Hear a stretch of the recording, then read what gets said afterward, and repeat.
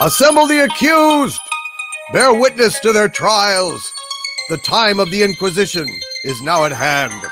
Putting pop culture to the rack, the Inquisition calls to account the events of the week, rooting out heresy wherever it is found. I am Grand Inquisitor Doomcock, the future ruler of Earth, and joining me for tonight's torture is Nerdrotic Channel's Grand Inquisitor, Gary Beekler. Gary, what's up, Doc? Oh, what's up, Dak? What's going on, man? Well, here we are after the fall of Skywalker.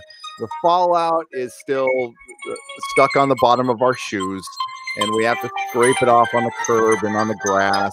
And it's the fallout between fans, access media. It's weird being in the same camp as some of the critics out there. But they're for entirely different reasons, which we can talk about, which it actually exposes them for being the shills that they are. Right. And then I figure we should start talking about what's to come, what we have coming up in a couple of days. We have Doctor Who coming out, and then in 3 weeks, we have Star Trek Picard. And both you and I know some stuff about that. We could talk about some, we can't talk about other stuff. But yeah. And just Jar Jar Abrams spinning away. Oh, and the Phantom Menace getting name dropped by the BBC. That one's fun. Oh, we did by the BBC? By the BBC, yes. Wow. That was kind of a big deal. So yeah, it's been an interesting week. I'm sure. How was your Christmas, man? It was pretty good. I mean, I've just kind of done what I can and taken it easy, and watched my 5,000 subs go away, and then today they added some back, so now I'm only down about 1,700, I think. Yeah, you had 5,000 over 5,000. Yeah. Yes.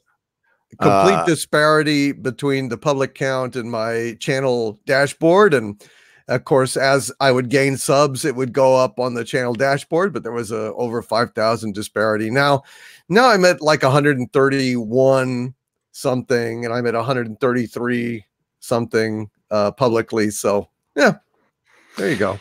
Yeah, the public count didn't go away, so I guess people were questioning, but I mean, I've got screenshots and you got screenshots. So it looks like it might have been a bug, but just I did get multiple emails. I've gotten some Twitter DMs. People have been unsubscribed from your channel, from my channel. So if you've come across this video, please make sure you are still subscribed. I am still down about 1,000. They gave back I had 2,500 taken, so they give back 1,500. They might give it happens at night, so they might give them back, but just check and make sure with all of your favorite YouTubers. I don't know if this happened to everybody. I don't know what the hell it was, but it happened, and it sucks, especially when I was like this close to 200,000. But so it looks like I'm not going to hit it this year, which is fine. But let's see who we have here. We've got Nicholas Horton, Lady Mist, Reality 101, the official Dougie J, my old friend, Moons of Madness, Chris Corkum, Jeremy Coleman, RR, Random Brad Creates, Zippo Fanatic 77, Lawrence Smith, Waffle the Wookie, Victor Bangle, Sheila Allen. What's up, Sheila? The Benzu, Juan Soros, Type O Negative, Miss Sad Song, Corey Cipiella, the Holographic Sweater, Project Redfoot, Lokita Wild, and Max Mercer, and everybody else. Welcome. We have right now we got over 1,100 people here. Doomcock, outstanding. Very good. Hello and welcome.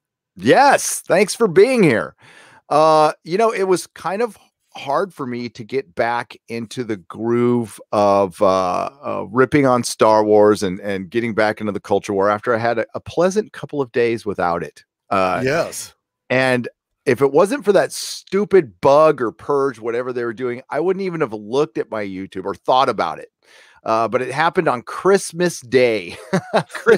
And I'm like, I'm at a Christmas party. And I just, once in a while, I look at the analytics and I popped up my phone. I'm like, wait, what? And I thought, I got a new phone. Something was wrong. Nope. I double checked it. And you know what? It kind of screwed my Christmas a little bit. Yeah. Not much, but a little bit. And that sucked. But otherwise, you know, my feelings haven't changed since the fall of Skywalker. I watched it twice. And it got worse the second time around. It makes less sense the second time around. But it really sucks that this crappy movie came in and trounced all over one of our favorite shows, and now it's completely forgotten The Expanse.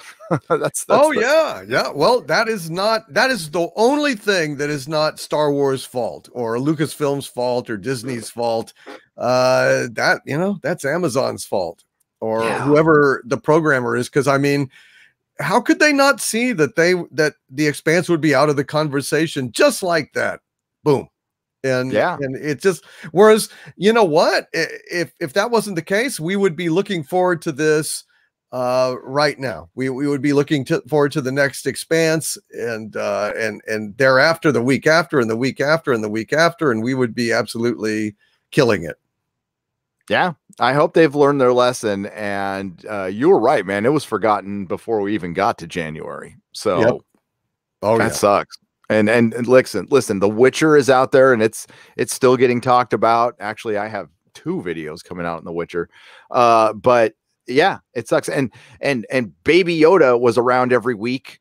And you know, listen, I like The Mandalorian overall as a non-Star Wars fan. I thought objectively it was okay. It's not reinventing anything as far as storytelling is concerned at all, but it wasn't bad. It didn't have a bunch of identity politics in it, and at least the stories made sense. And listen, that was Disney like bringing things really keeping it simple, which maybe is what they need to do.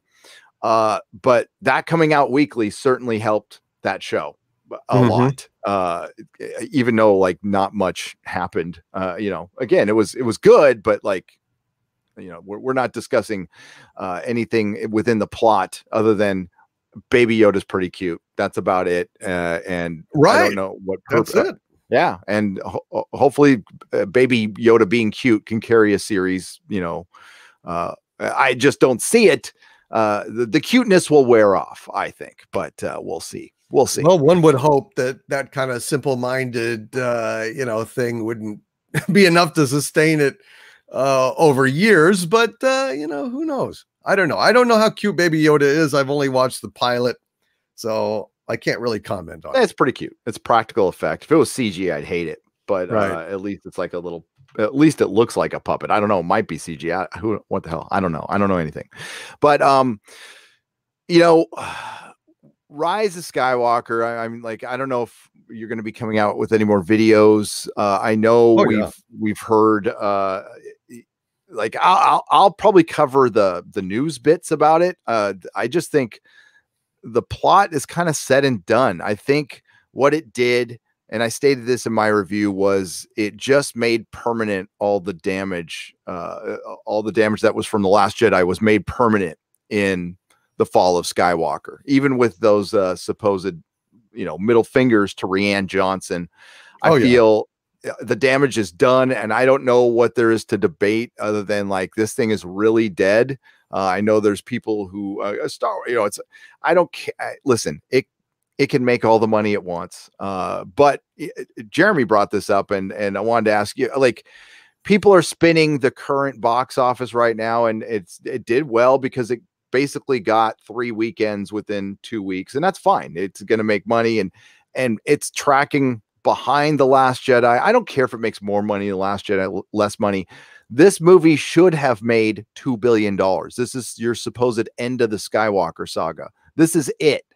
And it's not going to make $2 billion. And it's for a forgettable film. It's a narrative mess. And do you recall what Luke Skywalker's last words were in the Skywalker saga? The last words spoken. You have everything you need when he's talking to Rey. He tells Rey she has everything she needs. That's the last thing Luke Skywalker says. That's when he's a ghost. Yeah. And she's lying, and they just have a shot of the stars or some shit like that. And the rest of the time he just nods at her as a ghost. Right. He doesn't say anything. Right. That's how far we've fallen. And now we have people, running out there and telling the fandom menace is done. And like, if you want to feel that way, that's fine. I don't care. But now that we're a week out, has your opinion changed? Do you feel like this is something that'll be as debated as much as The Last Jedi, or is this just this thing is done? I think people will continue to hate it. But I think, back on Last Jedi, the pain was fresh and palpable, and there was some hope of, a course correction or something. Now it's just, it's just a dead, sodomized corpse lying in the road, and it stinks. I mean, literally, to get close enough to it to do an autopsy, it just stinks. So I don't really know if it will sustain in terms of critiquing or criticizing or not. I think people are just fed up with it.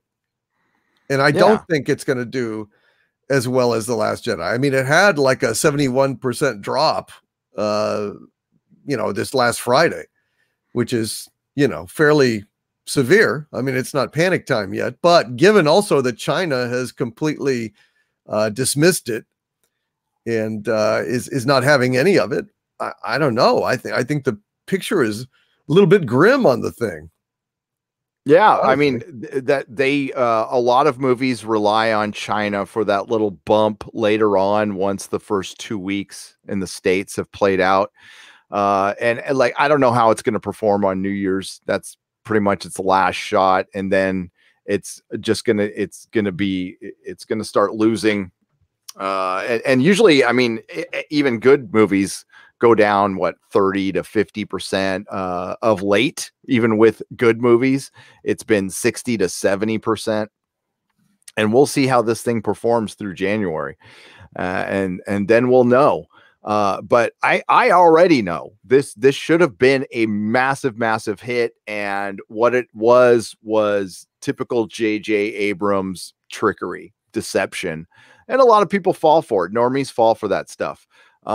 Critical thinking is not really applied here when it comes to Jar Jar Abrams stuff. As far as just. If anything slows down for a minute, you have to ask a question. How did they do that? How did they get that there? Did they build the Star Destroyers underwater? Why did they put them underwater? There's just so Jar Jar Abrams could lift them out because he has a fetish for putting spaceships underwater. Just the same thing with the Enterprise. I'd feel embarrassed if I was, I would be so embarrassed that like I do this all the time now. And it's just so cheesy.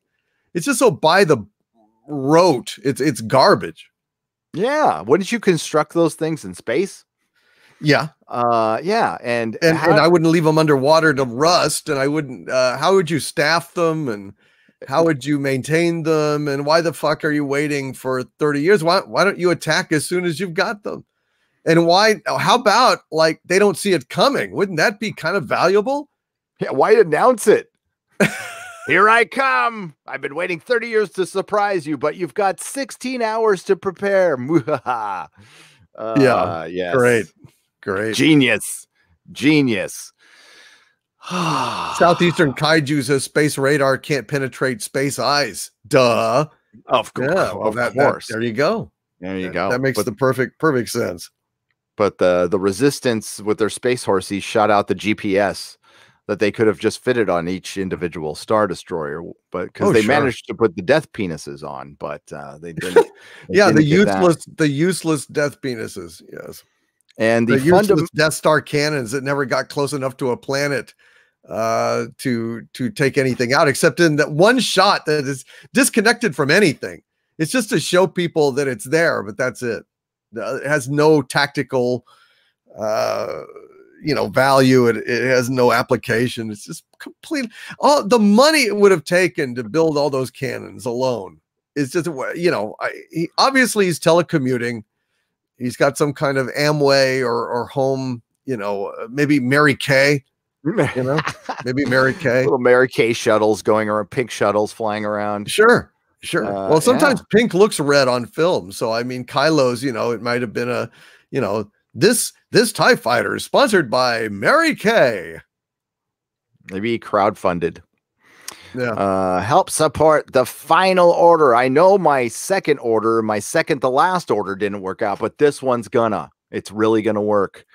Oh yeah. And then the whole this is so Jar Jar, he sets out to do this stuff. This is part of his mystery box speech. He sets up mysteries he never plans on answering. So people will talk about him. And this works for TV, but it doesn't work for a film like Star Wars. And enough people have seen through it now. As far as like the Rotten Tomatoes audience score, I don't know. I've heard that there might be some fudging going on there, but I don't know if there's any proof or anything. I think it's a good possibility that many normies like the movie. I just do. But a lot of normies liked Terminator Dark Fate, the ones that went and saw it. Which wasn't it's not going to hold at 83 or 86%, whatever the ridiculous number is. I mean, it's going to fluctuate some. And the fact that it's just so phony. I mean, even the damn, critic score fluctuate. I mean, come on. No, Rotten Tomatoes is a joke. It's just a joke. The same thing happened with Doctor Who. I did my last Doctor Who Rotten Tomatoes video about a little over a year ago. And I said, okay, I'll do another one when it hits 20%. So the votes had gone up by the thousands and it just stuck at 21%. It never hit 20%, even though there's negative vote after negative vote after negative vote. That percentage just didn't change. That's impossible. That's impossible. So yeah, it's the only thing Rotten Tomatoes is good for is exposing like critics for being complete hacks and frauds. Like the one who got busted, I mean, not even busted. She didn't even care. She admitted to watching one episode of The Witcher and giving it a bad review for the entire season, which is fucked up, by the way, completely fucked up. And I will be talking about that because I found the other things she reviewed. So I'm going to be talking about that. But yeah, as far as the Rise of Skywalker is concerned, it can do well. I don't care. I don't give a shit. It doesn't make this a good film. And I think it's just the factor of like, if you want to like something, you're going to like it. Nobody's going to talk you out of it. But if you just want to like something for those words, Star Wars, or even worse yet, you want to like it because you don't like us. Therapy. I mean, that's all I can suggest is some therapy. That's all you can do. But it's weird being on the side. What I wanted to bring up is the critics. So a lot of the critics don't like this movie because of the departure from The Last Jedi. But we're not in the same camp as they are. We're not with them on this other than just not liking the film. But I think it exposes the critics, Doomcock, even worse because it shows that they were just backing The Last Jedi for political reasons or whatever. I mean, how could you like that film? How could you be a Star Wars fan and not like Luke Skywalker? Yeah, you can't. But you can be a critic and not give a damn about Star Wars and just pay lip service to it. Probably a lot of critics have contempt for Star Wars or franchises like this. They look at it as beneath them or not serious cinema or whatever. I don't know. But the whole point is that they are so fake that they just were trying to climb on a bandwagon of wokeness to get, virtue signaling out of the way. And so they virtue signaled their asses off and carried that woke water for the mainstream media and and for the studios. And then of course now that kind of they got thrown under the bus along with The Last Jedi. JJ Abrams admitting that these movies were not so great. What he said about The Force Awakens, that if you like The Force Awakens, you should have your head examined. Yep. Just straight up, and laughed. Laughed when he said it. Yeah. And he also, that swipe he made at The Last Jedi, I'm paraphrasing what he said in the New York Times, but you don't go to see Star Wars to watch things die. Basically, Star Wars is not there to subvert expectations, essentially, is what he was saying, which was a complete back. And listen, he was the whole time he was out there going, Rian Johnson didn't derail my story. When you hear somebody say that, especially unsolicited, that is Hollywood speak for this mofo derailed my story. Well, not that he had one, because he didn't have one. Right. This is Jar Jar's fault for giving Rian Johnson a blank canvas. It's his own goddamn fault. So yeah, there was nothing here. There was no plan. It's an embarrassment that listen, they're coming. The excuses they're using now, Doomcock, is you just can't please everyone. Throwing their hands up there. You just, I'll give you I gave it in my video, just in case you didn't watch it. I'll give it again here. Here's a way to please a Star Wars fan, and tell me if I'm wrong.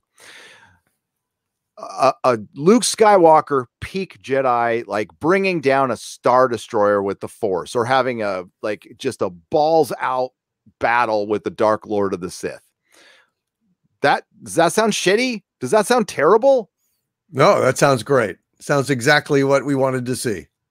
Yeah, like Game of Thrones. You know, we didn't want to see the Night King taking on a dire wolf. I mean, that would have totally sucked. I mean, or I mean, like a daylight battle between dragons, dire wolves, and zombies. People expected that. We don't want to do that. Right. Why bother? Since everyone had already been wanting to see that, we'll frustrate that and give them something different.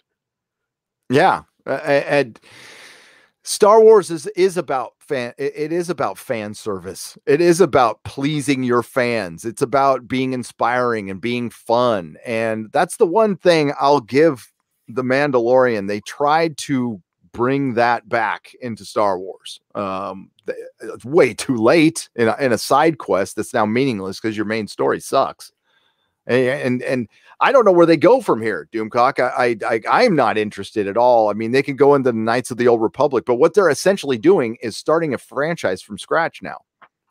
Yeah, and they've obviously they haven't demonstrated that they can make a decent Star Wars movie. Honestly, I don't think they have any idea. What they've amply demonstrated is that they can make Disney movies and they can make young adult romance.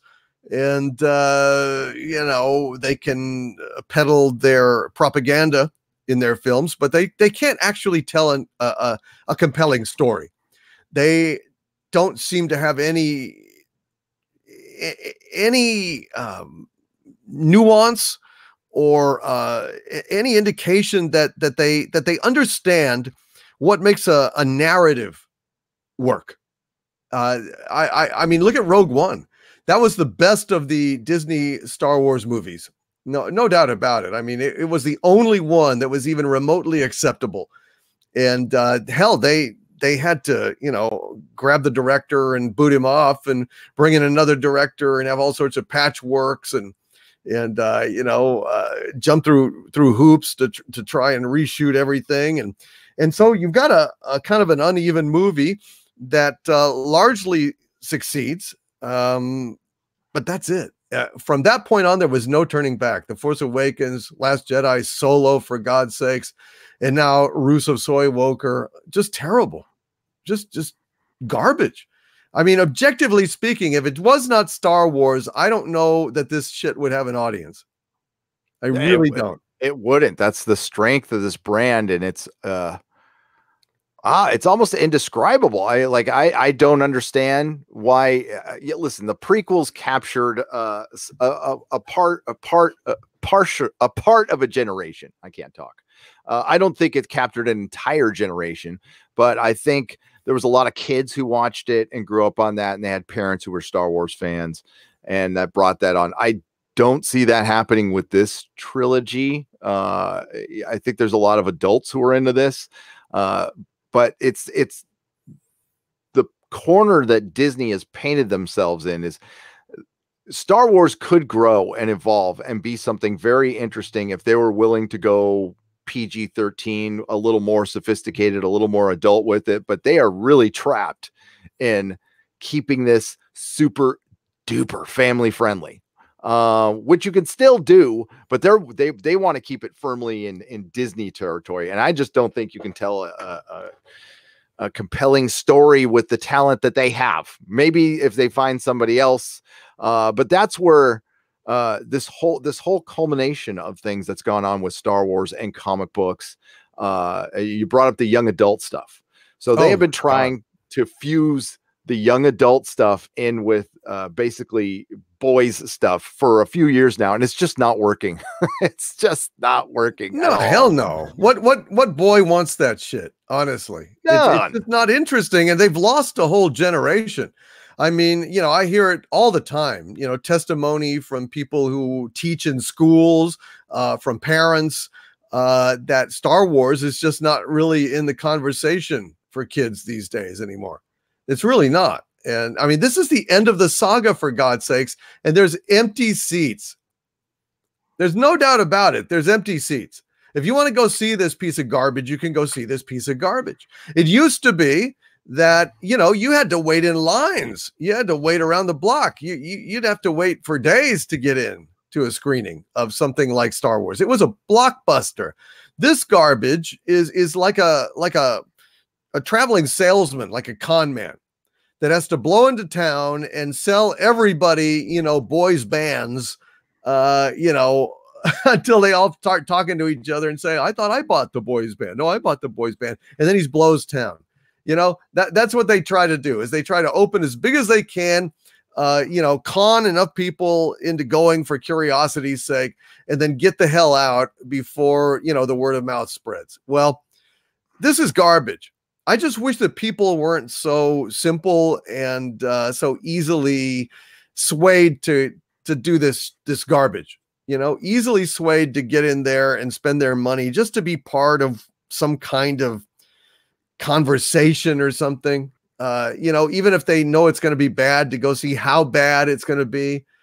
It's sad. It's really fighting against your own self-interest when you're trying to go ahead and just be a part of everything so that you don't be left out, you know? I mean, but then what you're doing is you're perpetuating and providing a market for mediocrity or even straight outright garbage like Rise of Skywalker. And garbage it is. It is not a coherent storyline. It is not a storyline where any characters do anything of interest. They barely even act human. The damn thing is ridiculous on the face of it. And when you examine it, and even unexamined, even just, you know, you don't even have to think hard about it to see how ridiculous it is. And why is this? And why is this? I mean, it's stupid. It's not entertaining. It's boring. I don't know what in God's name is running through people's minds that like this thing. I really don't. It's rooting for a team. It's hypnosis. What's left of it, and I'm right there with you. It's just, it makes you shake your head. And this is where I was with The Force Awakens. When I walked out of The Force Awakens, I've told this story before. I thought I'd lost it, like taste wise and stuff, because everybody around me was liking this movie. I'm like, I thought it sucked. That was terrible. And you know, and then I found Jeff from the World Class Bullshitters, and I found other people who started thinking that. And I even went back and watched it again. I'm like, maybe I missed something. Maybe I've just, again, I've lost it. I've always thought I had semi-decent taste. I'm not saying it's the greatest in the world, but and it made me question myself. But thankfully, I found the Phantom Menace. And you're right, Doomcock. Like, we're being spun that this is like a successful movie. This is the next show. San Francisco is the 8th largest media market in the country. The San Francisco Bay Area has almost 10 million people in it. It's a big place. It's a popular place. This is a theater within the city of San Francisco. This is the next show. There are no tickets sold. Wow. None. Wow. Holy zero. Shit. Nada. Man. Put in a major market like that. Around New Year's is coming. So, I mean, people are going to, you know, I mean, take off. I mean, people do take off, you know, the Monday and Tuesday. And, you know, I mean, if a lot of people are still off, I mean, are off the whole week from Christmas to New Year's. And there's not one soul that wants to see this garbage. Well, there's some good things to be said about San Francisco after all. I guess. I mean, come on. I admire that. Yeah, and you know, later on I'll go check the other theaters and stuff, but that's the one that's closest to me. That's the one I went to that had on opening day. I went on opening day, first show. Half the audience clapped, the other half couldn't get out there fast enough. It was at 75% capacity. They might do that on purpose, I don't know, but not every seat. There was 25% of the seats were empty in my theater, you know, around the edges and stuff. Yeah. So I do I think there's skullduggery going on with this film, as I do with every film. I think even the ones we like, they do this stuff too. Well, Captain Marvel. I mean, oh God, look, yeah. Come on. I don't buy that it did all this money when, you know, after screening after screening after screening and you know, seating charts like you've got show how many empty seats there are. I mean, I just think that that's very fishy. Extremely fishy. And listen, to back up everybody's claim on that, like I don't have facts, but I have common sense. I just don't think it was that popular of a movie. And lo and behold, has there been a sequel announced to this film yet? Well, I thought Iger said that no more Star Wars movies for a while. No, I meant for Captain Marvel. Sorry. Captain Marvel. No. Oddly enough, when they laid out the whole MCU schedule from, you know, like 6 months ago or a year ago to 2022, Captain Marvel 2 was not on the books.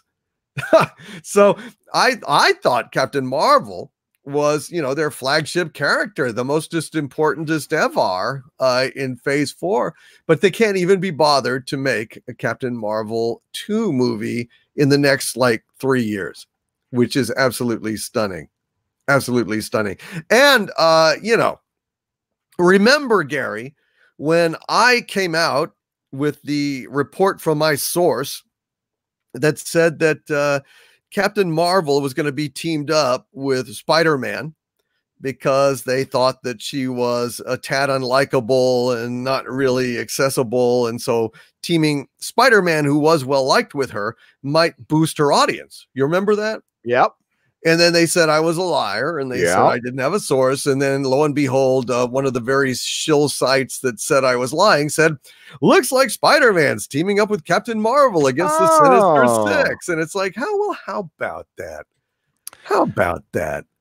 But I tell you what, they would be doing Captain Marvel 2 and not a team up with Spider-Man if indeed Captain Marvel was the blockbuster that they claimed.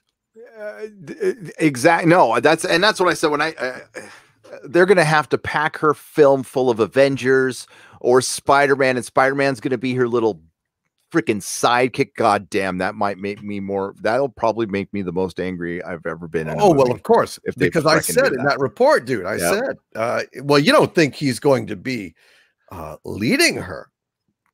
God, no. Mansplaining a white male. No. He's there for her to shit on and mock and berate and be better than. And then eventually at the end, give him a little grudging, you know, pat on the head or something like that. But it's not going to be an equal partnership. Essentially, it's going to be denigrating Spider-Man and elevating her, and then using some of his wisecracks to con people into thinking that they're having a good time at the movie. Yep. That's basically it. And I don't know if you saw the last Spider-Man, but it's completely forgettable. It wasn't that great. I know some people really like the Marvel Spider-Man. I'm not a fan at all. But I mean, it's not as offensively bad as the Fall of Skywalker. So I just showed you another theater. That's a 9:10 show. Now there is the theater that is closest, the second closest to me. There's a show in about 10 minutes that the theater is half full. Still not like really that impressive here. That's a 7 o'clock. Where'd it go now? That's half full. I just lost it. I'm not going to pull it up. Take my word for it. It's half full. And that's a show that's starting in 5 minutes. And again, that's in the most popular theater in this area. Like the theater that everybody goes to, the giant megaplex. It's the Daly City one that that I go to. So yeah, people aren't, yeah, we'll see. Empty theaters, you know, yeah, it doesn't look like it's having the greatest weekend, but we'll see. You know, we're going to get reports from Disney, from all these corporations that have vested interest. And what, you know, people ask, what vested interest does Rotten Tomatoes have? Ad sales. They sell, you know, they want advertising from Disney and stuff. So it's all compromised. It's all compromised. Oh yeah, and I don't believe all the grosses about Captain Marvel. And there was all these reports of blocks of seats that were you know, consistently empty in every screening. And I mean, you heard those reports. Mm-hmm. What do you think of those? I mean, we cannot trust Disney to accurately you know, post what the success of their movies are financially. We just can't. No, you can't trust the access media. No. And you can't trust Disney. You can't trust the BBC. You can't trust the ratings tabulation that they have there, because there is some connection between the BBC and that ratings tabulator. And there's so much cross pollination with partnerships that, yeah, you know, the Disney Plus subscriber count, well, that was obviously mixed in with the free accounts they gave away with Verizon. And did they just count? Did they like sell Verizon a certain amount? And did they just count that number, whether people signed up or not? We don't know. We don't know. No, we don't. But I have one person who wrote me, who works at Walmart, and said that two of their coworkers had gotten free tickets to go see Rise of Skywalker from the company. And so that raised the question, well, with all the Walmarts across the country, how many of them got a few tickets to give away to their workers? You know, how many were given away, but racked up, you know, to keep head counts in the theater? They do that all the time. Overshipped comic books. Okay, this is Marvel Comics does this, who's owned by Disney. They overship comic books to comic shops, and they count those as sales.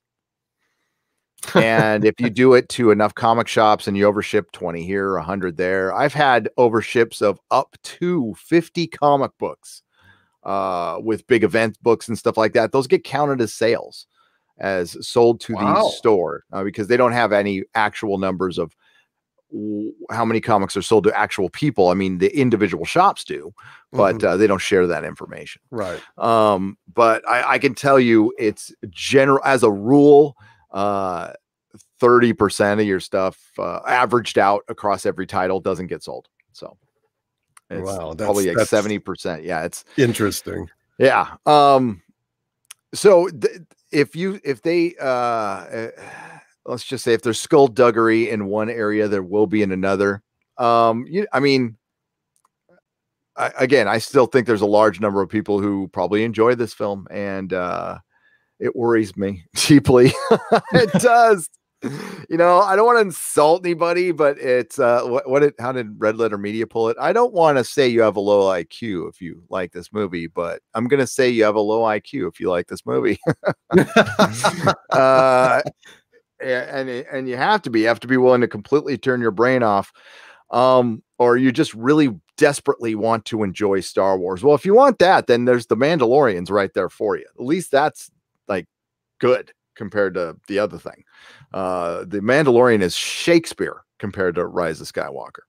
So oh yeah, well that's true, but you have actual people who love Star Wars working on it. Yeah, and boy, does that show. It definitely shows that Disney has, I think they're going to, from here on going forward, they're going to hire based on merit. And I think that will be a big change. I think you will see a big change. And you know what? There are women out there who can direct some damn good Star Wars. Deborah Chow is very good at The Mandalorian. And there are, it's just Hollywood. They've been giving us lip service. Listen, we talked about this a lot with the Wokeman, which was probably my most miserable experience in 2019.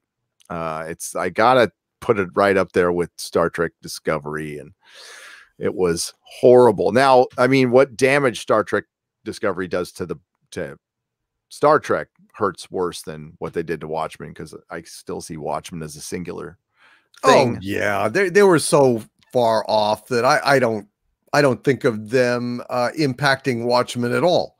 I mean, I think of that thing as a sad, pale joke.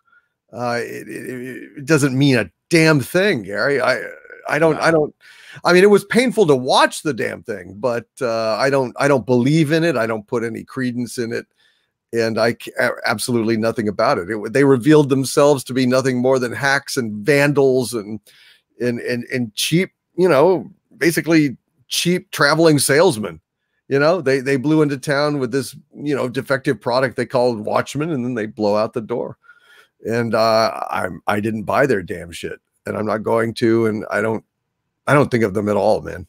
No, just like Doomsday Clock and all the before Watchmen, that stuff, I don't count it. It doesn't affect.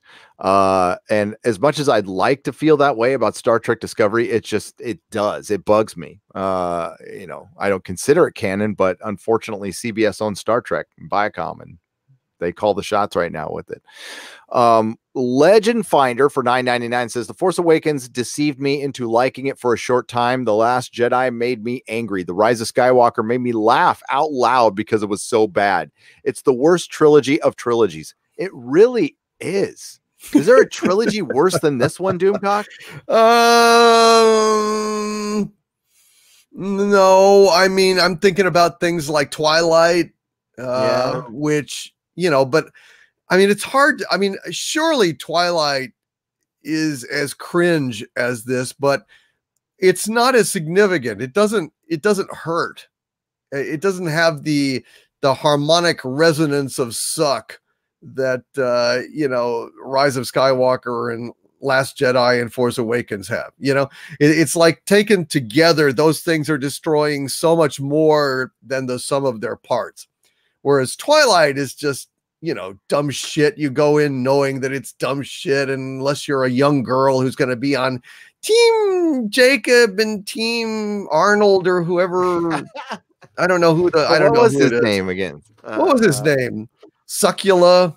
Oh God, Team Jacob. Dracula. Edward. Was it Edward? Yeah, it was Edward, I guess. Yeah. Cedric Diggory. Team Cedric Diggory. Maybe it was Cedric Diggory. Just Harry Potter. And you go in there and you know what you're gonna get. So or like didn't they actually make 3 of the 50 Shades of Grey movies?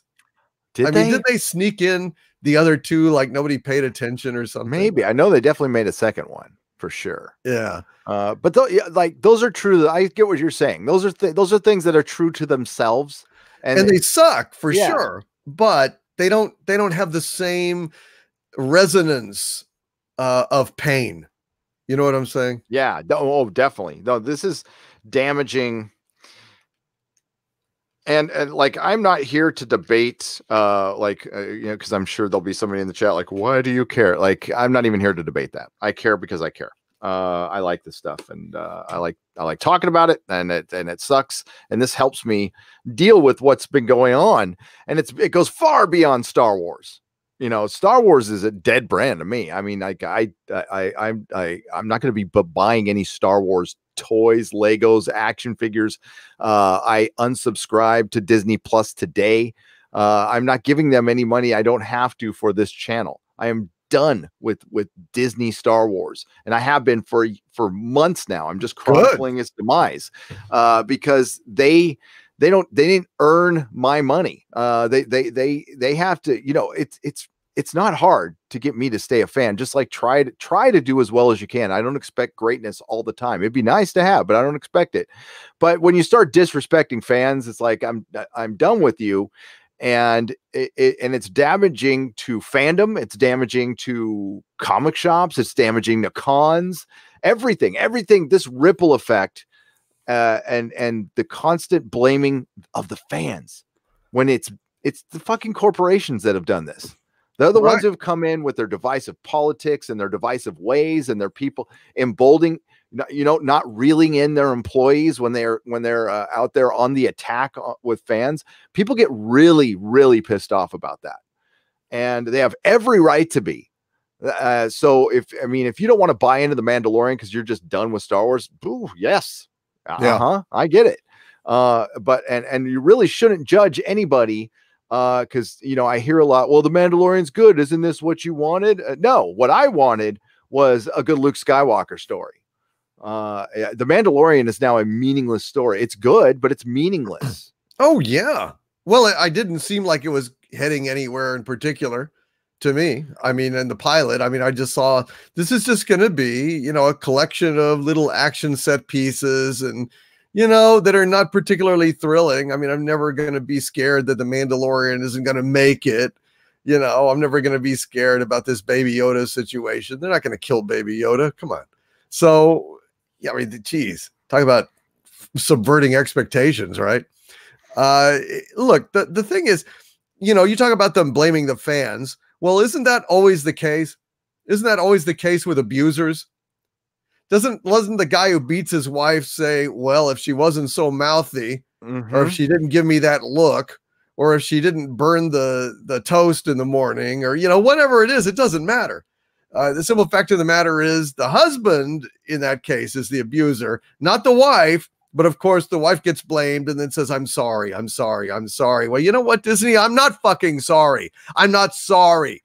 I'm not sorry for speaking out, and you're not going to gaslight me. I don't give a damn what you do. I don't give a damn about your phony little, bullshit box office receipts. I know crap when I see it, and I'm going to keep calling it out every single time. I'm not going to be gaslighted or shamed. You're the problem, not me. Exactly. Well said. Well said, you, my sir. friend. And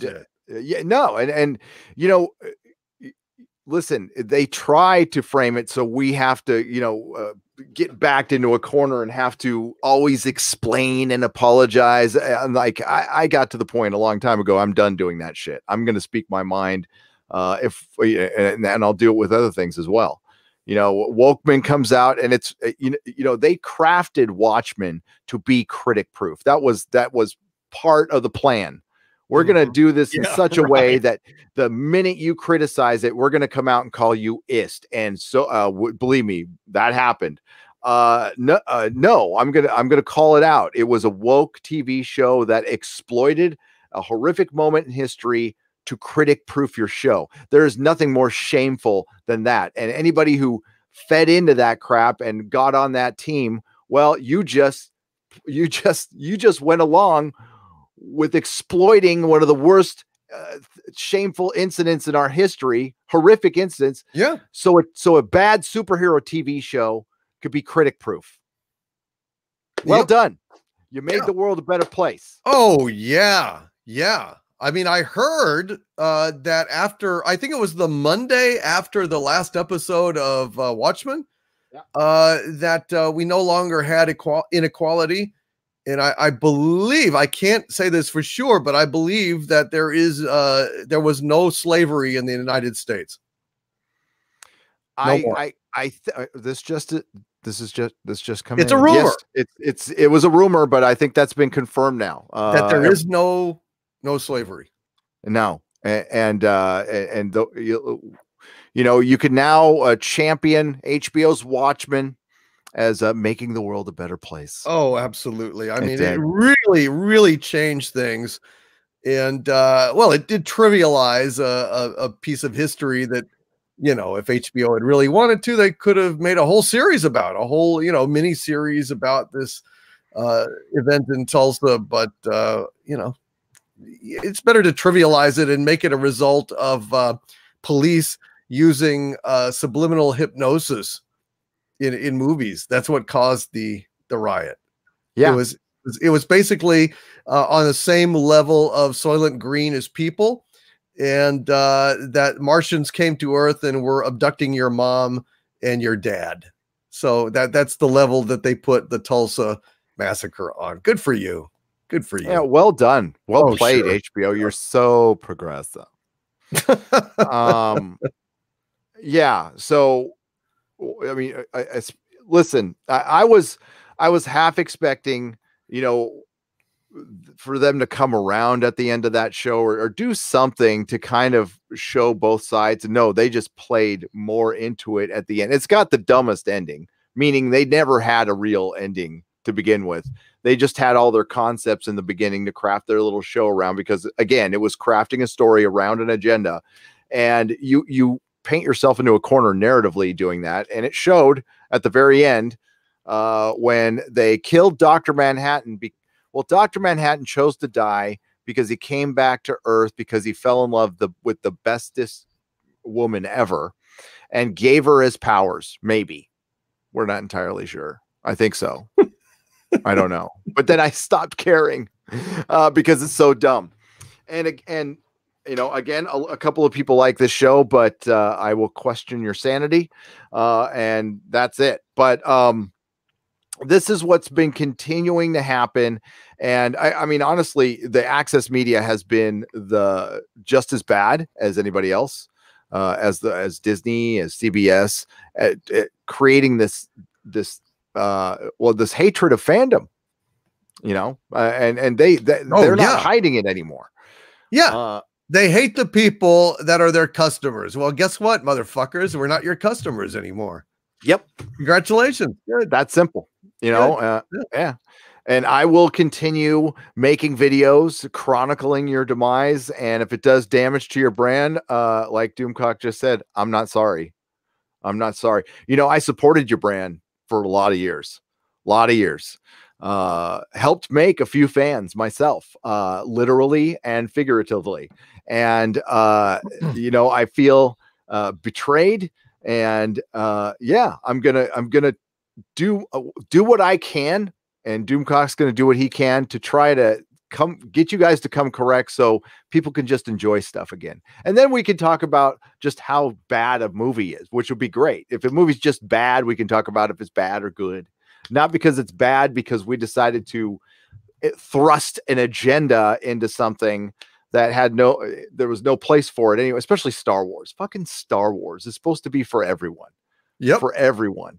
And just around the corner, Doomcock is two shows that I think, I've always loved Doctor Who and Star Trek, and I think they've been damaged just as bad, if not worse, than Star Wars. I don't know. Star Wars killed off its main character, basically. Star Wars is doomed. I mean, the goodwill is gone. Any real fan out there is no longer going to visit this galaxy far, far away. Not as long as these idiots are in charge. Mm-mm. I mean, if George Lucas buys it back, gets rid of Jar Jar and Ruin and Kathleen, and maybe buys it back from Iger or something, and it's a whole other thing. Well, sure, but not under this regime. Not with the mouse ears on it. No, I especially when we're paying as much as we are for entertainment nowadays, and plus there's so much out there. You don't need to waste your time on Star Wars. It's not even sophisticated enough to compete with certain cartoons like The Mandalorian, for example. Again, I don't mean, it's not like I'm picking on it or anything. It's a very simple show. It's good. It's simple, but and I call it a live action cartoon, but there's a couple of cartoons that are written better than The Mandalorian, Venture Brothers and Castlevania. I could recommend those two more than I would recommend The Mandalorian. Right. I finished The Witcher. My review's coming out. I'd recommend that much more than The Mandalorian. And I don't think it's a coincidence that Netflix dropped it on the weekend Star Wars came out. I think Netflix is now the main rival for Disney. I think they're going to hate each other, and I think that might be entertaining for years to come. Yeah, I do too. I think Netflix is going to do better entertainment in general. Because they can. I talked about this with Critical Drinker, and we've talked about this before too. Disney cannot make the entertainment that they need to make to survive with a streaming service. That's why they bought Hulu. They're gonna have to start making rated R stuff. If they really stick to the non-rated R plan, they're dead. HBO Max will kill them. Mm-hmm. I hate Watchmen, but I still think Warner Brothers is capable of making a Joker. For every one thing they do good, they do two things bad, but you know, at least occasionally we get something good. So hopefully they'll learn faster than Disney did and give us something better. I don't know. I mean, we're not going to get another Joker probably ever, but and I don't want there to be a sequel ever to this movie. I think one and done is perfect for it. Absolutely. I mean, you know my theories about it. It's not really a Joker movie per se, and to have Batman show up or have him start going around in a Joker mobile doing crimes or some shit like that, it would not be good. It would be bad. It would ruin the first one. I emailed you the script, didn't I? If I didn't, oh shit. Okay, I'll do that today. I got a copy of the script, the final shooting script. I don't want to say anything. I want you, when you have time, read it, let me know, and then we can discuss it. Okay, because, sounds good. Yeah, appreciate that. Would be no problem, dude. That would be cool as hell. And I love the Joker. That's probably my favorite film of the year. Absolutely, it was impressive. It's not like I had fun during it. It was a kind of a painful experience, but I admired it. It was a work of art. It was a mature work, and we don't see that anymore. We used to see that stuff in the 70s from auteur cinema, directors, but I mean, not anymore. I mean, it was intelligent. It was sophisticated. It was open to interpretation. It was unique. It was cinema. It was cinema. Yes. The kind of thing you used to have to, you have to go to see art films, to go see these days. I mean, in small little theaters that are usually half empty. You know what I mean? Yep. Or direct to video. Yeah. And now it's like pay-per-view or God, free on YouTube sometimes. And it's and that's bad. Okay. So the independent films are doing very poorly. I think ticket sales for independent films have dropped to 30%, maybe more. I know Odin reported on this. I don't know what the update was. That was a few months ago, but that's like your minor leagues of films. And if you lose that, you're dead. I mean, like I think it's shifting to television anyway, but we'll see. Before I get into other super chats, what I've been meaning to ask you, and listen, we're going to be talking about Star Wars for a while. Sorry, but we are going to talk about other things. How do you? To me, I'll start out with how I think about it. I just think the entire Disney trilogy is shit. I just think it's garbage now. There might have been some hope with The Force Awakens, but now that we see at the end, it's crap. But do you think Rise of Skywalker was as bad or as damaging as The Last Jedi was? Or do you think it's just Yes. Oh, I think it's worse. Honestly, I think it's worse because well, I mean, it essentially retroactively goes back and reaches into the original trilogy and destroys it. I mean, you've got the entire thing now is the tale of how a cunning and rapacious politician and dark force user conquered the universe, and nobody stopped him. Nobody stopped him. I mean, he asked his daughter to kill him, and she did.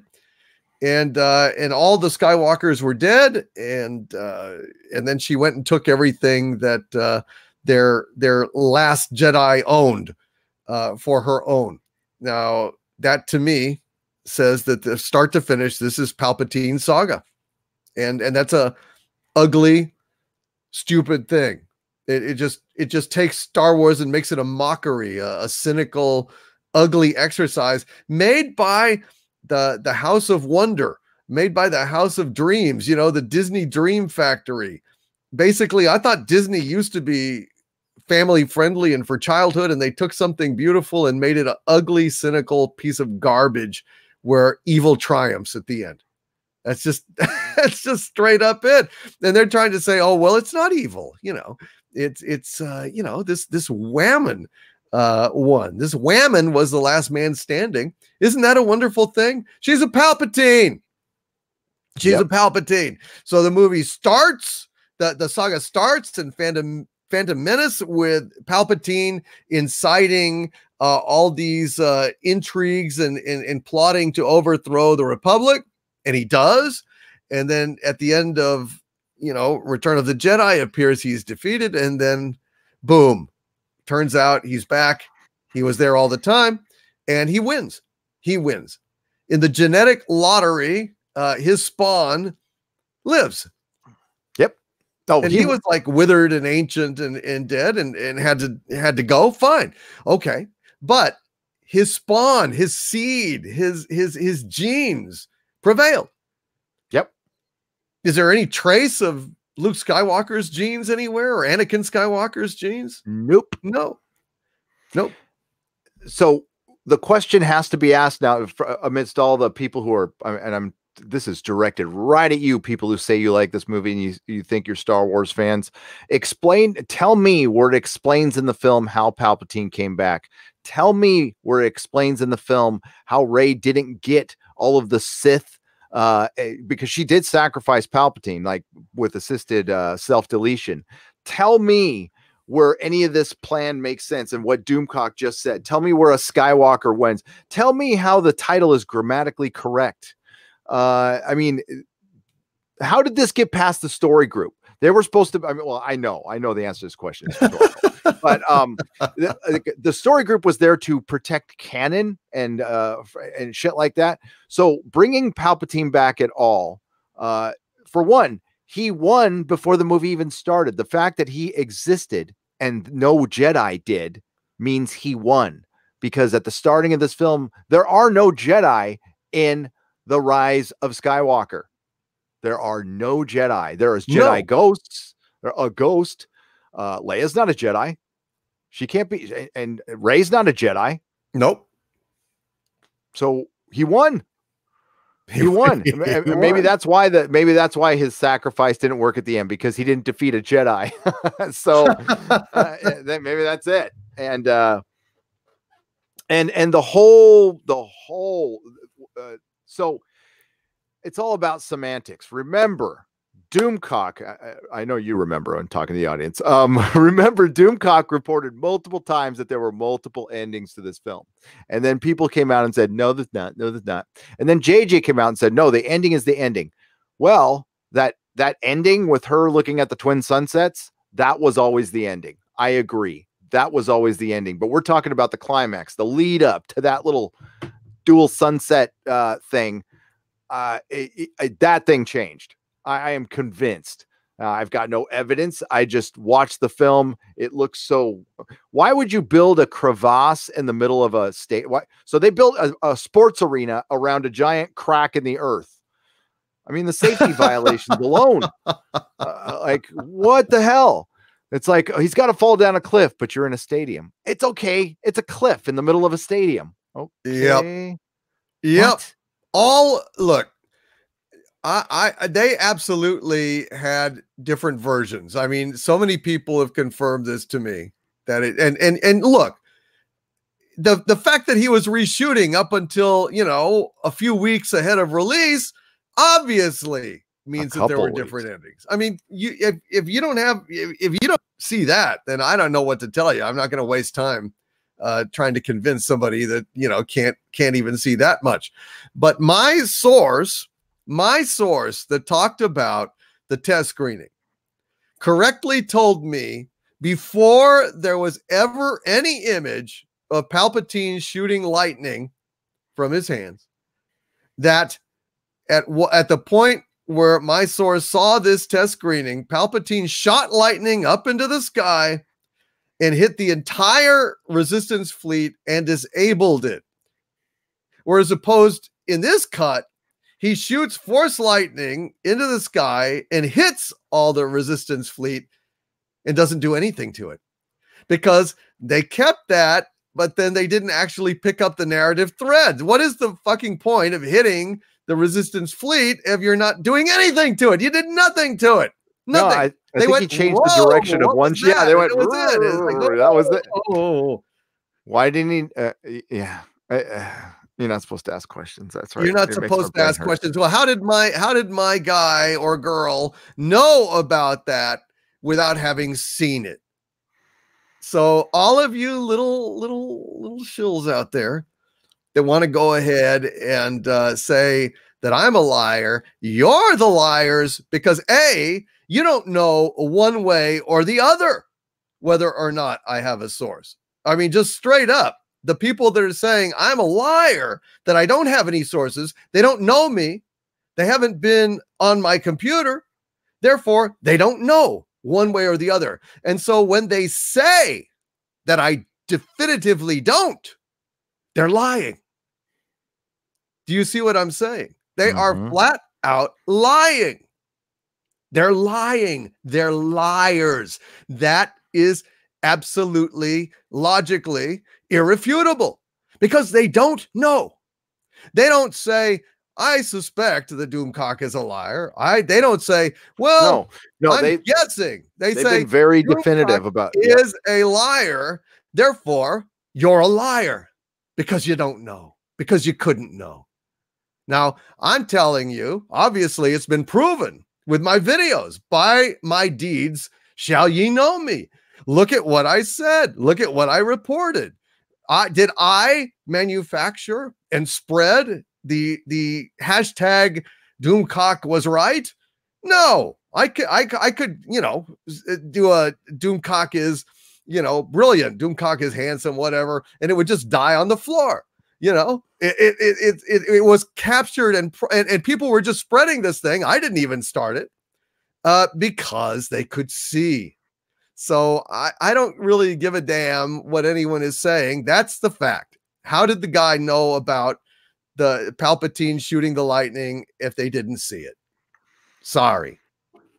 And you don't need to be. So what the people out there, the critics out there, listen, you don't have to like Doomcock's opinion. You don't have to like my opinion. I'm not going to do anything, but you got to be very careful how you word stuff. Okay. Just so you know, before you definitively call anybody anything, you got to watch yourself. So again, I'm not going to do anything. I actually, Doomcock and I were called worse much recently by a certain YouTuber in public. Whatever. That's fine. We'll see if I ever run across that person in IRL, if that person is brave enough to say it to my face. And there might be that situation. You never know. But listen, that you don't know. That's the thing. So this, and you also got to look at the motivation. Doomcock, I know for a fact Doomcock has sources who reach out to him. It's not like he's even it's all unsolicited because I get the same. And I'm sure those other guys and gals do too. What we choose to do with it is our business. And Doomcock has always said, these are rumors. Nobody's ever stated anything as a fact, reported as a fact.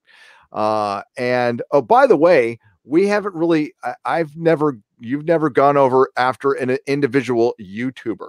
We've talked about a couple of people who've made hit pieces on you who deserve what they got, but they get a rebuttal. It was a reaction, a rebuttal. That's it. If they're big enough, I don't bother with, yeah, exactly. Piss ants. I just don't have any time. I'm not going to do it. No. But if that's how you need to make your cheddar or your whatever here on YouTube, all right, fine. That's good. Means you're relevant. That's all. Let's get to some super chats here. And thank you again all for joining us. You guys are brilliant. We will be discussing Doctor Who, but I mean, essentially, I figured tonight would be, since this is the last Inquisition of the year, we're going to put Disney Star Wars on trial just for their crimes against genre, fandom, and nerds of all shapes and sizes. Their crimes against fandom are unforgivable, and they deserve severe punishment. Justin Doyle for 20 pounds. Hail, gentlemen.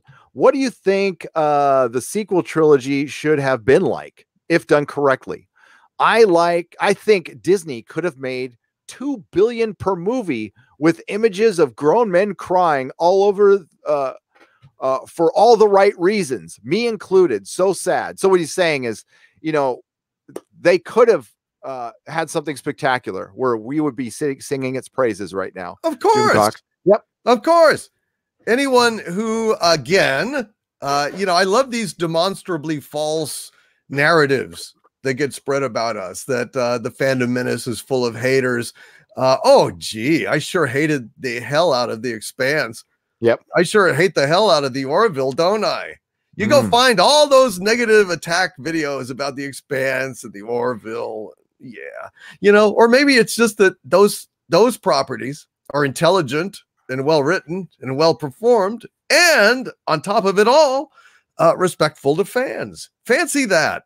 What a weird notion, to be respectful to the people that have given you love and money and bought your products all those years. It's the damnedest thing, isn't it? It really is. And you know, with me, that goes a long way. I will give your show or your movie more of a chance. Honestly, if you're nice to fans, I'm going to give you more than a fair shake. And I did that with The Witcher specifically because Henry Cavill came out, and when he was led by an Access Media dolt who brought up toxic fandom, Henry Cavill answered that question with such finesse. It was goddamn brilliant. I put it in my next video, and I might just put it in every one of my goddamn videos. And he just simply said, I don't see it as toxicity. I see it as passion. There you go. Yep. That's all you have to do. And that's all you have to answer. You don't need to stir the pot. You want people to go watch your movie. And guess what? I gave The Witcher a chance, like much more of a chance because of that. And I ended up liking it. So there you go. What do I think they could, Justin, if they would have done what they're doing with The Mandalorian now, not toss out the EU, just adapt what you had plenty to adapt, and adapt adapt the Solo twins, just adapt that would have been epic. And it was all there written for you. The reason they got rid of that, litigation, IP litigation. That's it's just easier to toss it all out and then pick out what you want and call it your own, because who knows, Lucas might have made a deal with an author that one character within one book is his property or something like that. And the way you avoid all that, and again, this is my speculation, is you just toss all that stuff, because they've done that like a million times in the comic book industry. So I figure the same thing happened here. It's possible, although really, I mean, I made the point of in my video where I said that you know, they might well want to go ahead and toss the EU so that they can claim its innovations as their own. You know, or go ahead and assign Rey force healing and assign Rey force teleportation, and of course, you know, in the EU you have Jedi Masters and Sith and stuff like grabbing spacecraft in midair, and you know, but we never saw that until Rey did it. Yep. So, you know, I mean, that's basically, she's the amazing Wonder Rey, the bestest ever. And we want to forget about all the other times that other better actual characters did the same thing she's doing. Yep. And in all fairness, I agree with Doomcock. This cast we could have had a good film with most of this cast. I'm not completely sold on Daisy Ridley, but Oscar I don't Isaac, think she's that bad. You know, I understand. She just had, when has the poor woman had a decent line? When has she had a decent scene? Honestly, I saw her in Murder in the Orient Express. She was I haven't okay. seen her. She was okay in that. That movie was like thoroughly okay. I mean, I'm not saying she would for sure. I'm just saying I don't feel the enormous hostility at the very sight of her that I feel for like Brie Larson, who is just a flat out agent provocateur and doesn't give a damn about fans or anything else. Yep. You know, I don't get that feeling from her. I just think she's stuck in a thankless role, and I kind of, you know, I pity the fool. You know, I do. I don't know. She I mean, Mark Hamill wasn't the greatest actor of all time either, but he had a charm and a likability about him, and aw shucks. And he also, he just seemed more human, where Daisy just didn't. And maybe it's because she wasn't given the opportunity. But that cast could have made a decent movie. You could have made a decent movie with that cast. I agree with you, if written correctly, or they even tried, or maybe just taking a breath, taking 3 years in between films and having a plan. Then yes, they rushed and they cost themselves billions of dollars. Justin, you're right. The movies made money, but they did not make as much as they could have. But I guess we could say to Disney what they've been saying to us: can't make everybody happy. Yeah, they really can't make anybody happy. I mean, even the Reylos were, up in arms about the way that their beloved Reylo was treated, which just actually was very, very funny. Tell me, how's the next investment, like call into the investors going to go when Bob Iger starts it out? Well, you can't make everybody happy. I mean, I'm sorry the stock is down, and but you can't make everybody happy. Yeah. Sorry. And also, you can't make every ride run. Yeah. Well, you can't make every ride run. I mean, some rides are just not going to run. I mean, come on, be fair. Yeah. Up to 50% of the rides in Galaxy's Edge. Out of the 2 rides, out of 50% don't run. But I think that's a fair average, because I have to tell you that whenever 50% of rides don't run, 50% of rides do. Therefore, I think that's cricket. Yes. Oh, yeah. That one's going to have trouble. And then they try to give shit to the other most popular ride in the world, at Universal, with Hagrid's ride, or it doesn't break down as much as Hagrid's. It's like, yeah, okay. So I guess the second ride, whatever it's called, I will never ride it ever, is based on wireless technology that just keeps bugging out on them. And that's why there's been so much problem. Cornelius Brunias, thank you for the $6. Okay, here we go. Thank you for the $6 super chat. Just finished The Witcher. It was pretty good, but I sense it will go woke by the end of season 2. Just got Amazon Video 30-day sub. Any show suggestions? Oh God, yeah. Amazon Prime. You can watch The Expanse, The Boys, Patriot. Yeah, I recommend Patriot. You haven't watched it yet, but it's great, for sure. Let's see. Recently, actually, The Crown on Netflix, 3 seasons, quite good. The last one was actually much better than I thought it would be after the cast change. So I mean, that's good. Narcos and Narcos Mexico were outstanding on Netflix as well. So there's a lot of great stuff out there. I mean, it really is. Umbrella Academy. I agree with Narcos. Umbrella Academy. And like, it's good for the performances. It's not perfect to Good Omens. David Tennant, if you like David Tennant, that's good for that. I mean, it's kind of a flawed show. I would also recommend Animal Kingdom on TNT. Also, I would recommend on TNT Mr. In Between, which is a really, really good show. And a lot of these shows are just kind of slipping under the radar, but Animal Kingdom is like, a lot of people liked Sons of Anarchy. I've tried to watch a few episodes of Sons of Anarchy, and I'm like, really, Animal Kingdom is much better. So I would recommend Animal Kingdom to you guys. It's a crime family show, kind of surfer guys in California dealing drugs and stuff. But it's a great show, dude. Have you ever seen it? No, I haven't seen it. You'd like Ellen it. Barkin's in it though, right? Ellen Barkin. Yeah. Mm-hmm. I used to dig her. What was the movie, the Cajun movie she was in with Dennis Quaid? I had a really good soundtrack, Cajun soundtrack. Oh my God. I love that movie too. I don't know. That's a good question. Dennis Quaid. He plays like a crooked cop who, Cajun movie. Hang on, I'll find it again. The Big Easy. Yes, The Big Easy. There you go. I dug that movie. I don't know why. I just did. Okay. The Witcher going woke next. Hey, listen, anything can go woke. I'm not going to say fucking, I'd be an idiot to say that. But I'll tell you this. There were times I was watching it early on and I said, listen, there's woke moments in it. And there's 5 or 6, but if you watch the whole show, they show the other side. That's all I've ever asked for, is they show the other side. So I'll just say they come out with this anti-natalist bent, but it kind of, remember, we're in feudalistic. This is supposed to be a feudalistic world, right? Right. But they show the other side.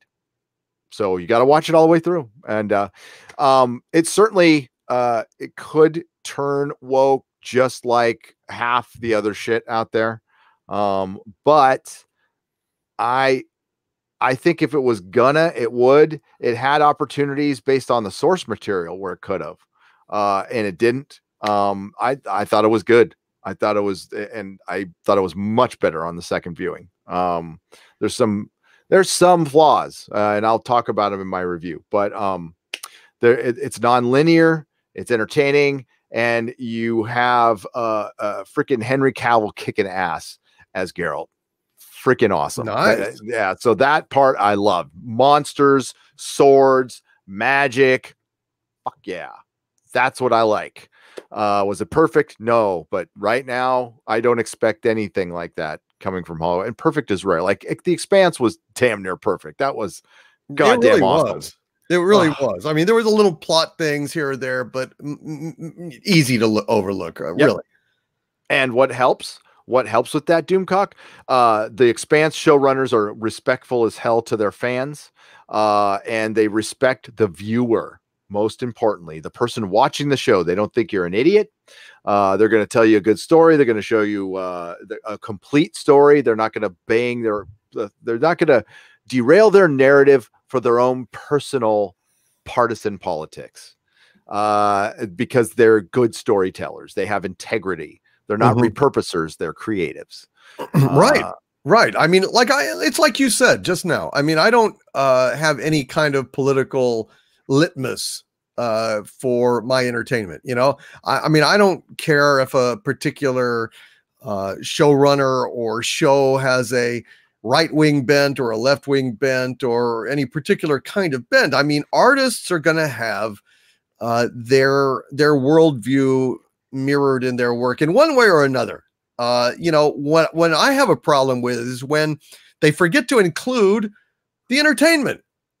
It's just propaganda. When they have dumbass plots where they bend over backwards to have a Mary Sue or some kind of virtue signaling person of color who can do no wrong, etc., and so on. It stops being actual narrative and just becomes straight up propaganda, and that's a problem. And that's a huge problem. Watchmen's a great example. Alan Moore's Watchmen. We know Alan Moore's politics. I doubt Alan Moore is a conservative. Okay, no, I highly doubt it. He's a wizard. He's a wizard, and what he wrote was actually fun, entertaining. It taught us, it had allegories out the wazoo, and it sent a message, a pretty broad message. War is bad. I don't think anybody thinks war is good, but there might be some holdouts out there. What the hell? I like war. Yeah, war is great. I love bombing shit needlessly. It's awesome.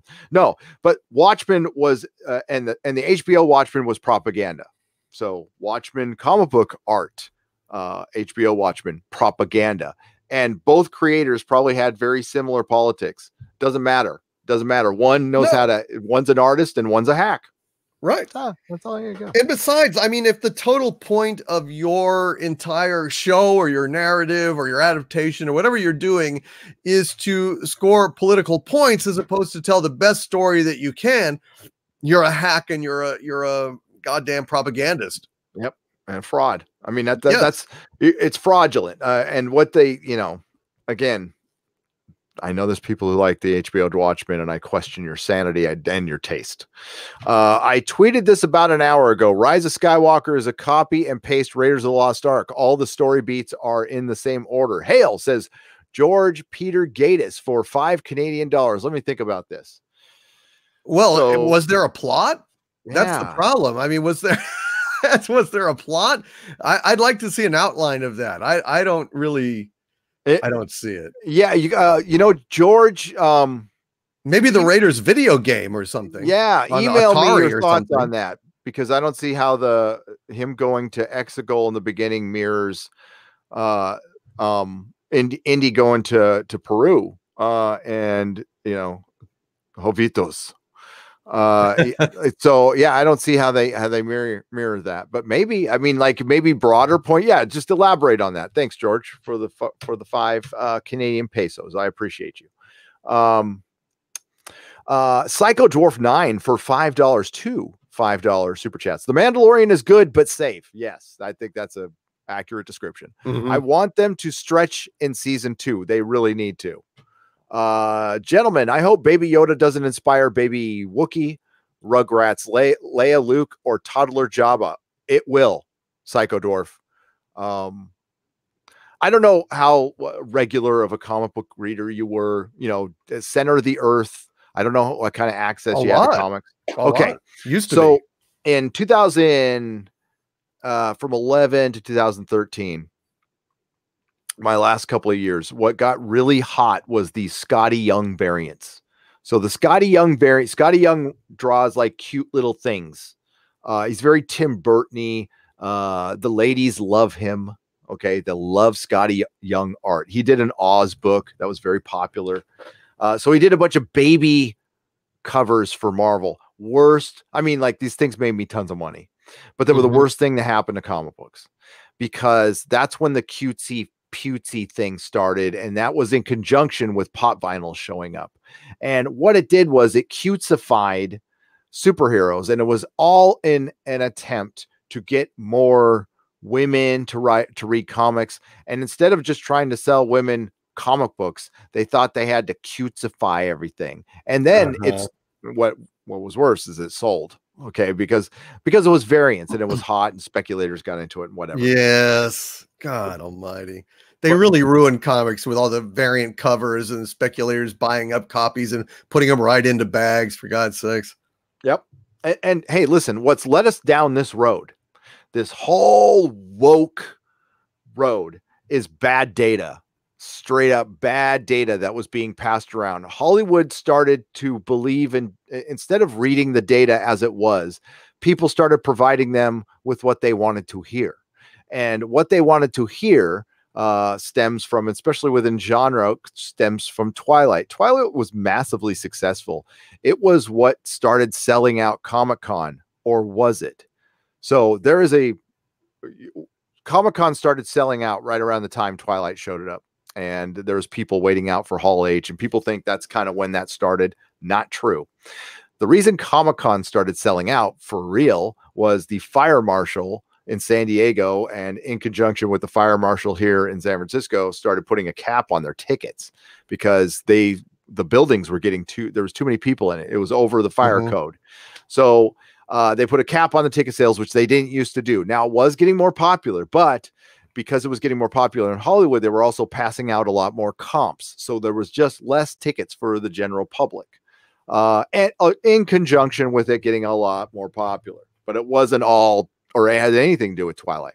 But there was this narrative going around, especially in comic books, that, oh, well, there was I believe, I'll dig up the article sometime. We'll do it in a future exposition. But there was a poll done on Facebook basically saying that 50% of comic book readers, this is what they thought, were women. No, there was a poll that went around and said, oh, are you interested in comics? And 50% of it was 50-50, men and women. Right. So they're like, oh my God, there's a bunch of women out there who want to buy comics. We better start making comics for women right now. Let's dive into this hard, because they're the future. They're the future. And then all of a sudden, all the artists started saying it, and creatives. And I was hearing comic shop guys. I'm like, guys, what women, huh? I mean, like, I've been trying personally for my shop for 10 years, or less to get people and women. And I succeeded in getting it to like 20%, working my ass off. And I think that was it. That was the max of comic book readers, women who would come in and buy a comic book, minimum 2 or 3 comic books once a week. That's a habitual comic book buyer. Just 18 to 20%, never went higher than that. But all of a sudden and then it spread into entertainment. And I just think there's been a bunch of bad data when it comes to genre. Now, it doesn't mean we don't want them around. I now see more women than I've ever seen at Comic-Con, which is great. Right. They're just not buying comic books. They're buying different things. So different toys or cosplaying or, that kind of thing. Yeah. Or just wanting to be there. To be there, but they're not like buying the same stuff guys are. So there's been a bunch of bad data. I'm not saying we don't want women around. Of course, that's not true. I'm saying sell them what you were selling us. I think they would like, because you know what? I knew women who like comics from back in the 70s. They liked the same shit we did. They did, with little variation. The only thing I've noticed is back in the past, there was more women who liked DC than Marvel, but maybe that was just my group of friends and stuff. But that bad data was going around. There had been some very good videos that got deleted, unfortunately, by Nurkish did a video on it. I know your boy Zach did a video on it. Go, if you can dig them up, find them. But they talk about that poll that started a lot of this shit. And then the Access Media, and then Disney buying into it, and here we are at the end of it. I think we really are. There's signs that it's going to be a while. Okay. I mean, cause we still got we got the Watchmen just a couple of weeks ago, and that was as bad as it gets, but future stuff it's just going to have less identity politics, but it's going to be more like The Witcher than it's going to be like anything else. So I don't know if that's good enough for everybody, but I believe that's what the future holds, because they do want to make money. They really do. Well, they're gonna have to do a better job than, these tricks are gonna get old. Oh God, yeah. It's gonna get old. I mean, you can only alienate your audience for so long, and all of your hardcore people are gone. So you're not going to get repeat views. It's going to be one and done with the majority of these normies, and they're not going to go out and buy toys and stuff. They're not going to buy comics. They're not going to want to participate in expanded universes. They're not going to want to cosplay. They're not going to be ambassadors for your brand. You have no ambassadors for your brand anymore. Bingo. You have none, and you richly deserve it. You pieces of filth. I mean, honestly, you bully for you. You drove us all away. Great. Enjoy what you've reaped. Well, yeah, what you've reaped is the Rise of Skywalker fans you have. Yep. They're out here on YouTube. I'm not going to name them, but there you go. That's what you got. Yep. Good job. Bravo. Again, I mean, I'm a walking commercial for genre. My office is a walking commercial for genre. I would love to fill it with Star Wars shit. But I don't want to. Yeah. I don't want to desecrate my walls of wonder with fucking Star Wars. No, and let me tell you something. There's not a damn thing in there's not a damn thing in all of Disney Star Wars, the entirety of Disney Star Wars, other than in Rogue One, the U-Wing fighter, the U-Wing ship, I thought actually was kind of like a missing link in McQuarrie's universe. It felt like something McQuarrie would have done. And I liked that ship. There was not a single design element in the rest of Disney Star Wars that I found appealing. No. And I can't wait to see your sales, Disney, of your Wayfinder toys and your Sith daggers. If they make them at all. They won't. I was just kidding. It's hilarious. It's like they're not. I mean, who's going to want that? What kid is going to be playing? Look, a triangle that lights up.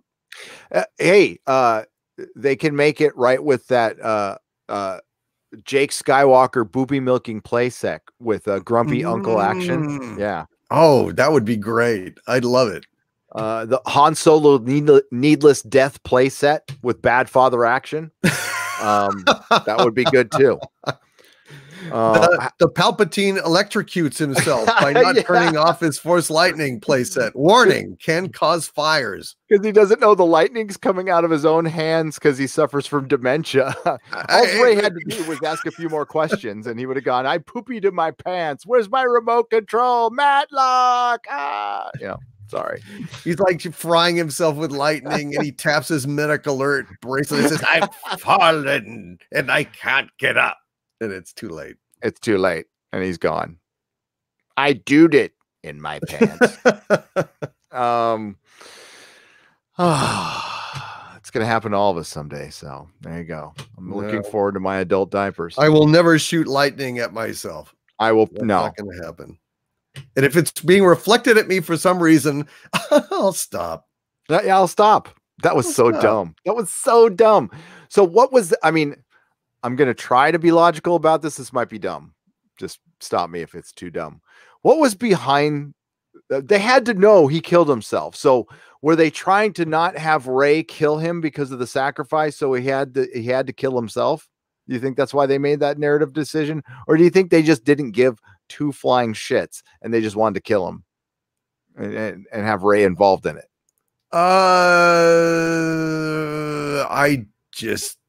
I think at that point they were just trying to get out of this thing and they just, they just did it. It makes a certain amount of sense because, he is Count Palpatine, he is the undead. And so when she makes the cross with the two lightsabers, of course it fries him. That's how vampire movies work, isn't it? Yeah. It feels like there was an ending where Ben killed him. And they wanted to cut that out because they can't have the man saving Rey, but maybe not. I don't know. That's too much like mansplaining. It is. Him falling down a cliff in the middle of an arena was, I'm like, what? How did he do that?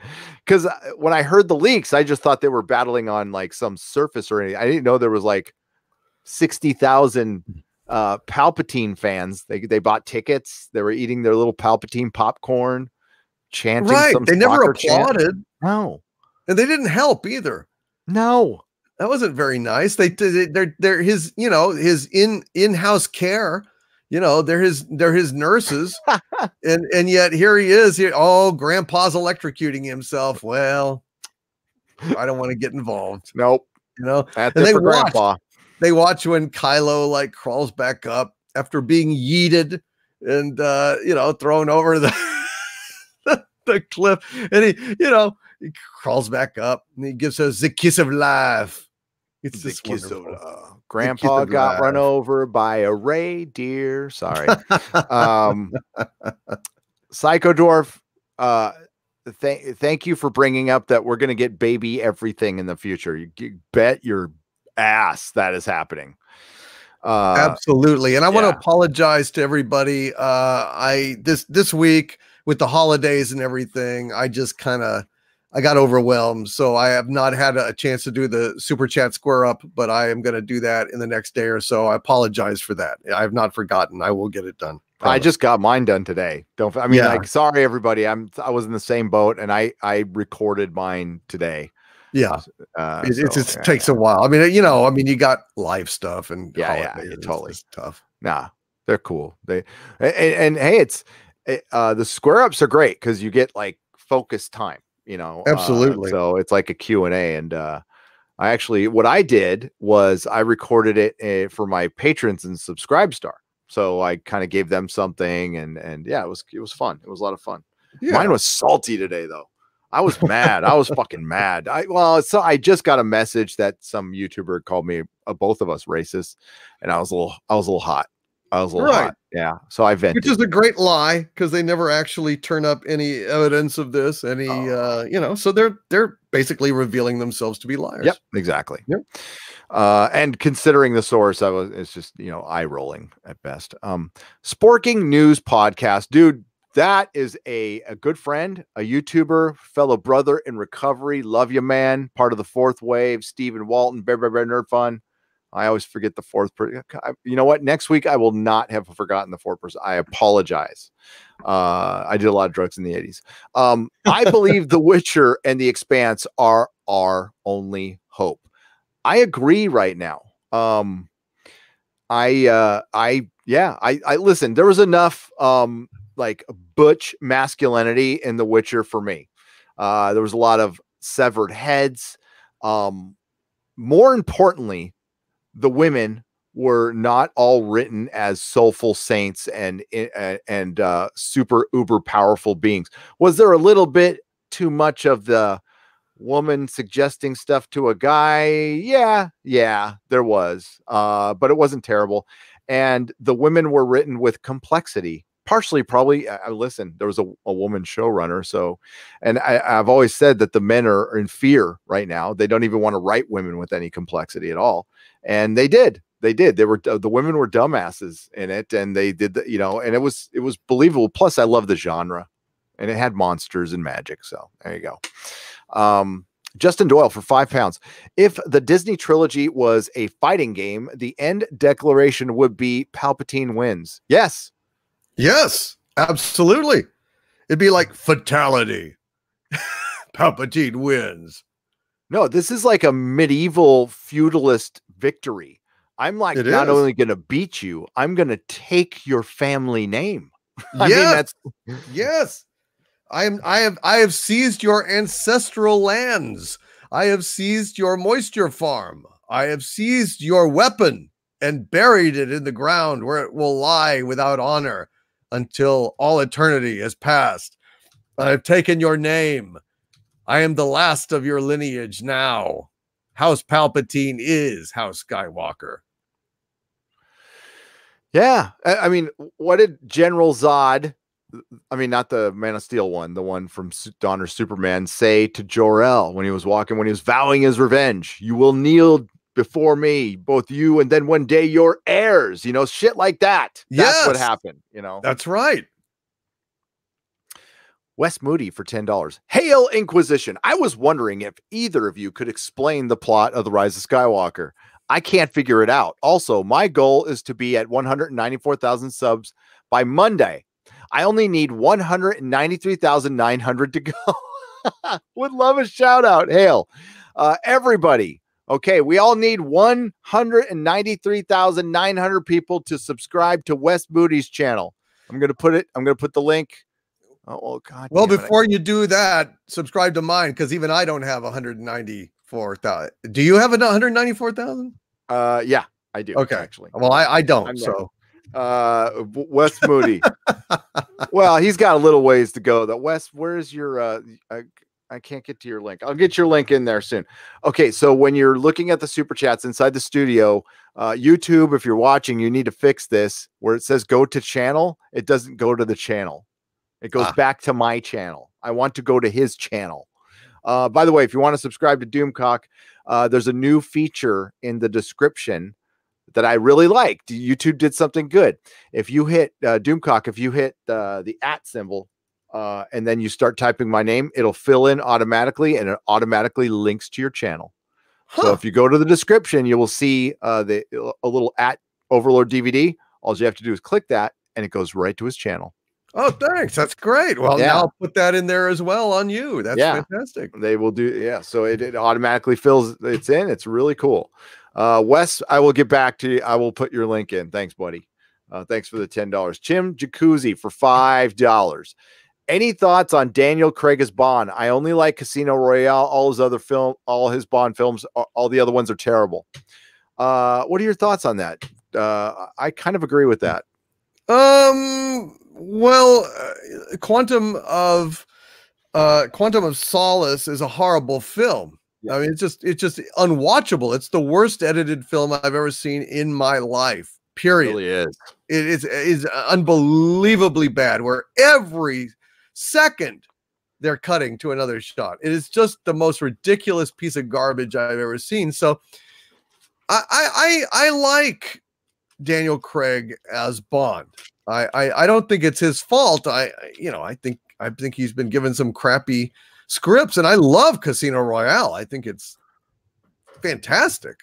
I mean, So I don't know what else to say. What do you think? I love him as Bond. To be honest with you, I think Casino Royale might be my favorite Bond film. Right up there with I mean, I like Dr. No, but I mean, go back and watch. You want to talk about bad editing? There's a lot of technical mistakes in that movie. I still love it, and it's got Sean Connery, and he's perfect. But I love Casino Royale. I fucking love that movie. Love it, love it, love it. But all the movies after are just really boring and forgettable, except Quantum of Solace. The only thing good about that was that parody song they did, where somebody. It's on YouTube. It's pretty funny. Okay. All the other movies are boring and forgettable, and they're like way too grim. Much. Yeah, and it's not. Bond is supposed to be fun, and they're not fun. Skyfall, man. I mean, I like Sam Mendes as a director, and they just never. Yeah, they were just kind of meh. So yeah, it sucks. Because I think he's a waste of a good Bond, and the one thing this new one has, I think the new one's gonna suck. Okay, I'll just come out and say it. With Phoebe Waller-Bridge involved, I think it's gonna be woke and it's gonna suck. And that's Daniel Craig's fault, by the way. I like him as Bond, but he's the one who brought in Phoebe Waller-Bridge. Great. And and he's the one who did this. Hang on. Here we go. Here's our boy. Here's James Bond. So for fuck's sake. Yeah. So for any wokeness that's coming into Bond, he's got a lot to do with it. And I don't appreciate that. And that really Stupid sucks. Shit. Yeah. So basically what you're saying is that Daniel Craig is the Gillette of actors. Yep. So basically Daniel Craig is lecturing all of us on how to be better men. And I guess that includes dressing up as women and allowing them to control the conversation and insult us and ruin the last vestige of male entertainment out there. Yep. Is that would make us better men? Yes. Wow. What a piece of shit. That'll make us better men. Sorry. I just destroyed my shin on my freaking desk. It's like, bleeding. Dude. God damn it. Ouch. Another thing to blame on Sean Connery. God damn it. I mean on Daniel Craig. I'm checking my leg right now. It's like, ooh. Oh, yeah, shit. I got myself good, but I'm going to play through it.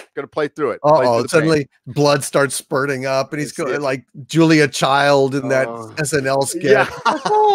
We're feeling a little lightheaded now. But the Phantom Menace, Star Wars, Doctor Who. God. Hang on. I got to check this out. Yeah. That's a good one, man. Woo. Yeah, I got something sharp down here. Not very advisable. I just sliced it. It was good. Oh shit. Sucks. So yeah. Okay, sorry, got a little distracted there. But yeah, Bond's gonna go woke, and that sucks because Daniel Craig was a good Bond.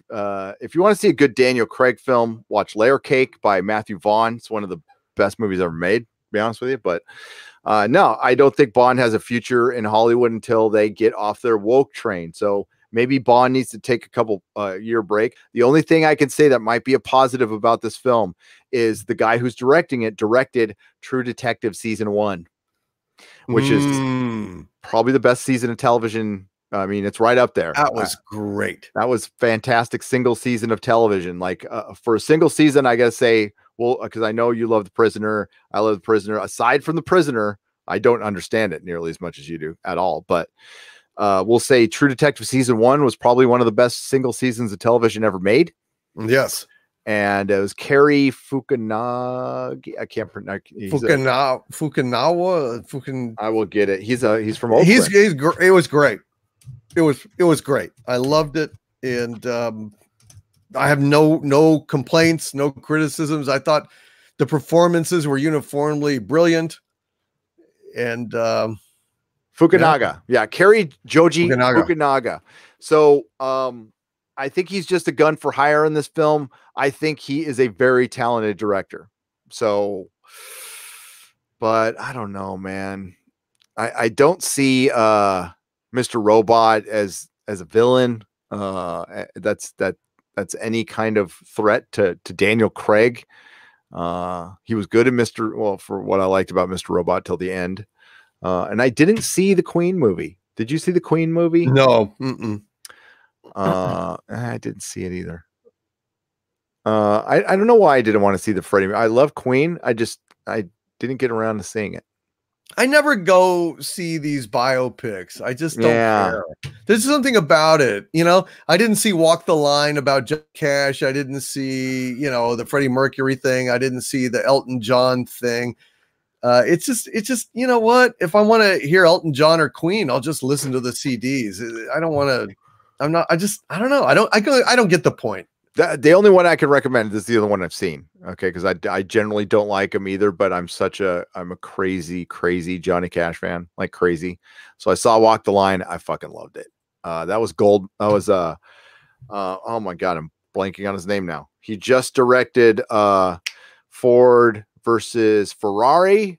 He directed Logan. Goddamn. What's his name now? Shit. I hate being on a live stream and that happens. Who is director of Logan? Who was the director of Logan? Oh, he did Walk the Line too. Yeah, James Mangold. I was gonna say it's Gold something. It's James Mangold. Yeah, there you go. Walk the Line is good. Walk the Line is solid. Joaquin Phoenix is the shit in that movie. He's so he's great. But I've never seen it, so I should see it sometime. Yeah, that one is it. But I feel you on all the other ones. I just don't get it. I don't know. Yeah, this one's different though. It's different. I don't know why, but it is. Okay, so we got Tim Jacuzzi. I think you're right, man. I think Bond is. I think, you know, we all saw Casino Royale and we thought, holy shit, Bond's going to be great. And it turns out Pierce Brosnan had a better run than Daniel Craig. I think so. Not all of his movies were perfect, but they were a little more fun. I didn't really watch them. I don't know. I like GoldenEye. I thought there was like some really good. I don't even think I ever saw one of Pierce Brosnan's. I don't know. I don't know. Two of them are good, and a couple of them are pretty bad. I heard GoldenEye was. I mean, that was the first one he was in, and I like that one. It was good. Yeah, I liked it. Okay. Yeah. It's very basic Bond. It's not like it's nowhere near Sean Connery or Roger Moore level. I grew up on Roger Moore. So I like the Roger Moore films, a lot of them, even the shitty ones I like. But I mean, Sean Connery is still Bond. And then Daniel Craig was Bond for one movie. He was like Casino Royale's a shit. What happened with Nerd Junior Teacher? Condor Man rules. Bastard for $1.99. Oh, Nerdrotic Junior's teacher. We had a conversation. At the parent teacher conference about how we word certain things around my son, considering the condition and considering, you know, not everybody believes what she does. And she needs to remember that her opinion isn't the only one in the world.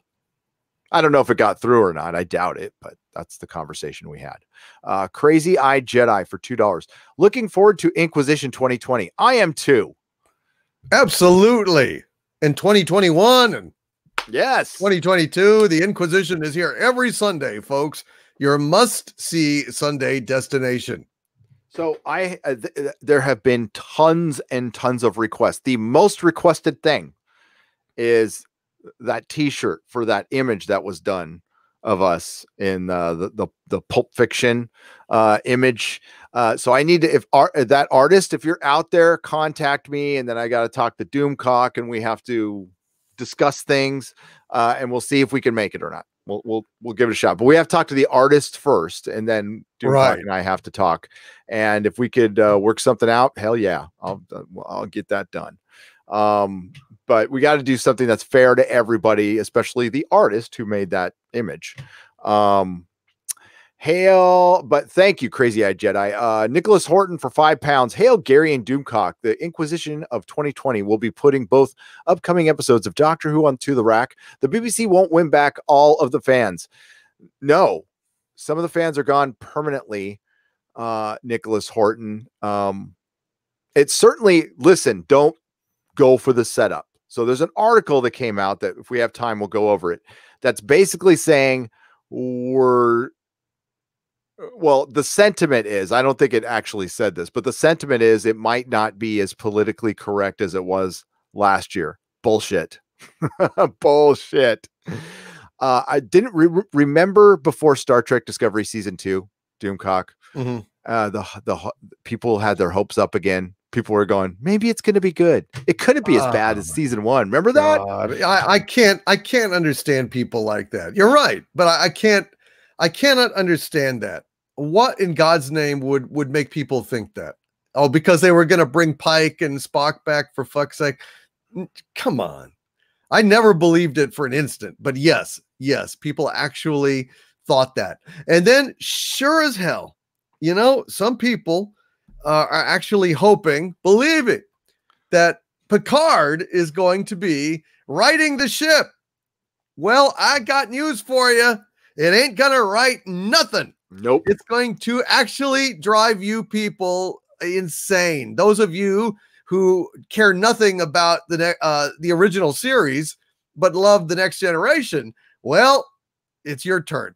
Yep. It's your turn. Now, I love both. So, yep. I mean, it's going to, but see, I'm inoculated. I'm the Sicilian. That's a great way to put that. I'm the Sicilian in Princess Bride. It's like, I have already infused as much of the STD as I'm going to have to. I'm immune. I'm immune. I'm inoculated. So I'm going to look at Picard and whereas it would kill, 5 normal geeks, I can take it. Got tolerance. Yes, I've got a tolerance now. My blood is toxic. I mean, if I get cut, it leaves smoking holes in the pavement. You know what I mean? Yep. It's like alien blood at this point. Blood. But I don't feel the pain anymore. I've survived 2 seasons of Star Trek Disgracery. But I tell you what, folks, they have done their best with Picard. They got Chabon in there to de-Kurtzmanize it. He de-Kurtzmanized it as much as humanly possible, and it wasn't good. It's not good. It was so good that they went ahead and fired Chabon and gave him his own show, which was canceled like 4 days later. So yeah, that's how good Picard is. Oh, his show's gone. That's what I've heard. Yeah. Okay. Well, we're, quietly after we announced that, and he's going to adopt Cavalier and Clay. And it's like, not so much. After 4 days later he's calling. So when are we meeting? When are we? It's like, we'll get back to you. And then exactly. And then it's Harvey. And then they eventually just don't pick up the phone at all. That is definitely a Hollywood trick. You're not going to see people get fired publicly anymore. Okay. No. Alex Kurtzman was removed from fucking Star Trek Picard, period. Who was the showrunner before Chabon came in? Was it nobody? Was it fucking nobody? Were they running a show with nobody? Yes. So yes. Effectively. I guess. So they had to, when they brought Chabon in halfway through the production, he was replacing somebody. And we reported that Kurtzman had been removed from Picard. Yeah. So now Chabon is gone, but this is supposed to be riding the ship. And yes, that is the narrative you are going to hear from the Access Media. Listen, the Access Media can't even get their own fucking story straight. Quentin Tarantino comes out 2 days ago, gives an interview and says, I'm pretty much fucking done with Star Trek. I'm moving on. I mean, there's a slight possibility, but I'm pretty much done, which nobody ever thought it would get made. Then there's an article 2 days later in Screen Rant going, no. Simon Pegg said that Quentin Tarantino is still going to do Star Trek. Can we get, too bad I don't have the soundbite of Quentin Tarantino saying Simon Pegg doesn't know shit. Tom might have it. He's not doing Star Trek. He's not doing fucking Star Trek. And what's going on here is Chabon got fired. Chabon got fired. And he did. And it's because he probably did his best. But it doesn't really matter whether he did his best or not. Did they fire him because he made Picard such a resounding success? They must have. Or look at the other side of that coin. Did he quit because of Picard being such a success? Like he just said, this is my first show ever. Although I want to do more shows in the future, but I'm going to mic drop this one. I turned around Picard. Now I'm going to walk away. No, either scenarios. So he either just credulity. He's out because he failed. Picard is a dog. It is only 3 weeks away. Where are shots of the ship? Where are shots of Vulcan Legolas? We've got the Vulcan elf. Where's more footage of him shooting his fucking bow and arrow? Come on. You saw him on the clip, Vulcan Legolas, right? Bow and arrow. He's got a bow and arrow. There was a bow and arrow in Star Wars. And pointed ears, and he's a Vulcan elf. Lego Spock. And where's the shots of him on the planet being the bestest Vulcan dwarf ever, elf ever, shooting his bow and arrow? Where's shots of the ship? Where's shots of Picard saying engage? They're hiding all of it.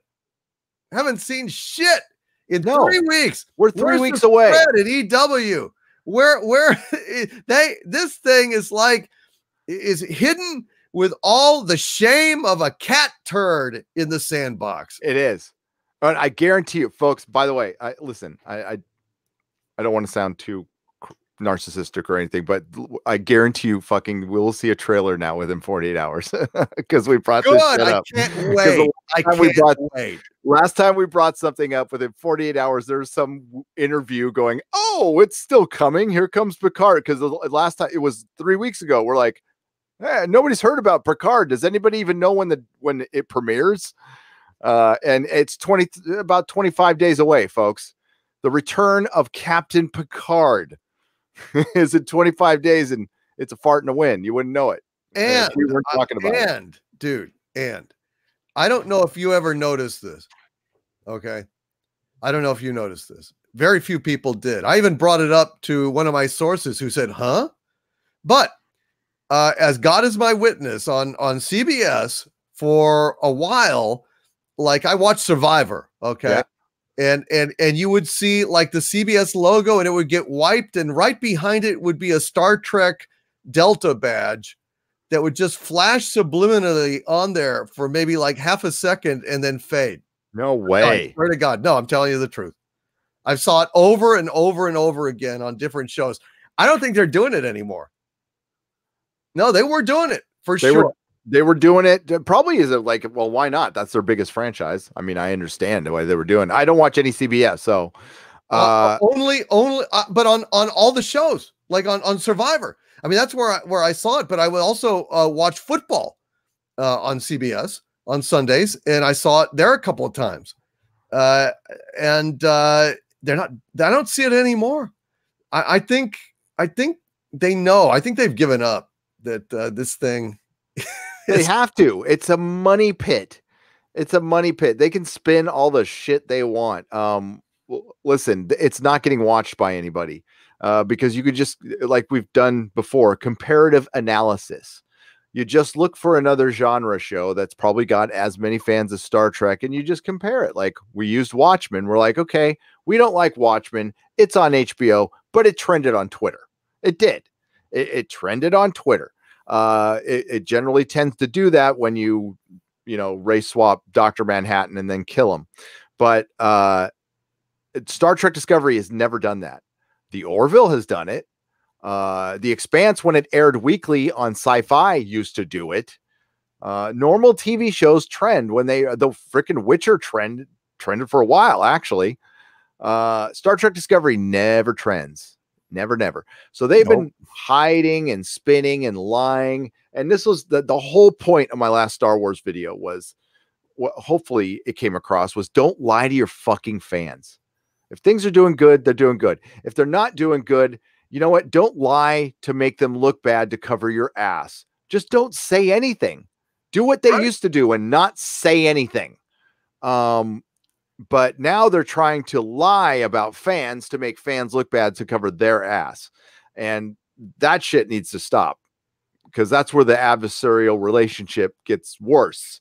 And we don't want that. But again, we didn't create it. We didn't create the situation. It's a situation though. It's happening. You could choose not to play and that's fine. But nothing changes that way. It just stays the same. That's how shit stays the same, by you not saying anything. Mhm. That's absolutely true. Yep. And well, go ahead and release your trailer. You can't hide it forever. No, I can't wait though. I just don't think they have. Awful. It's going to be so bad. Come on, man. They haven't even shown what the the ship is going to look like. That's how bad it is. I thought, no, you know what? I thought I saw one at con, but it was it was a model of another ship.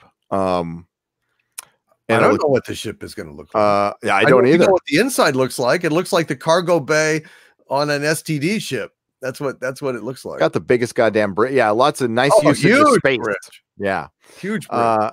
And Picard has a Mal coat from Firefly. You know. Take my dog, take my land, take my hair, you'll understand. Yep. Number 1 made number 2 in the vineyard. Darth Cisco has become a member at the Geloja level. Thank you very much. I appreciate it. Mutated Genome, patron, friend. Glad I found you in DVD. Happy New Year's, fellas. Thank you. Glad you found us, and we're glad we found you. TK, member upgrade to Geloja. Thank you, TK. I appreciate it. Hyperion 9997 Canadian, 2 Canadian pesos. Hopefully Doctor Who won't be Dr. Woke. It will be. Did you see the images from Spy Hard? She's dressed like Matt Tennant. Yeah, it's straight up Matt Tennant. Yeah, if I can pull this up. Matt Tennant. She looks like Matt Tennant. Or I don't know, or David Smith. Yeah. Wow. And apparently Radio Times gave it a bad review, the episode, which airs in a couple of days, folks. Couple of days. Oh.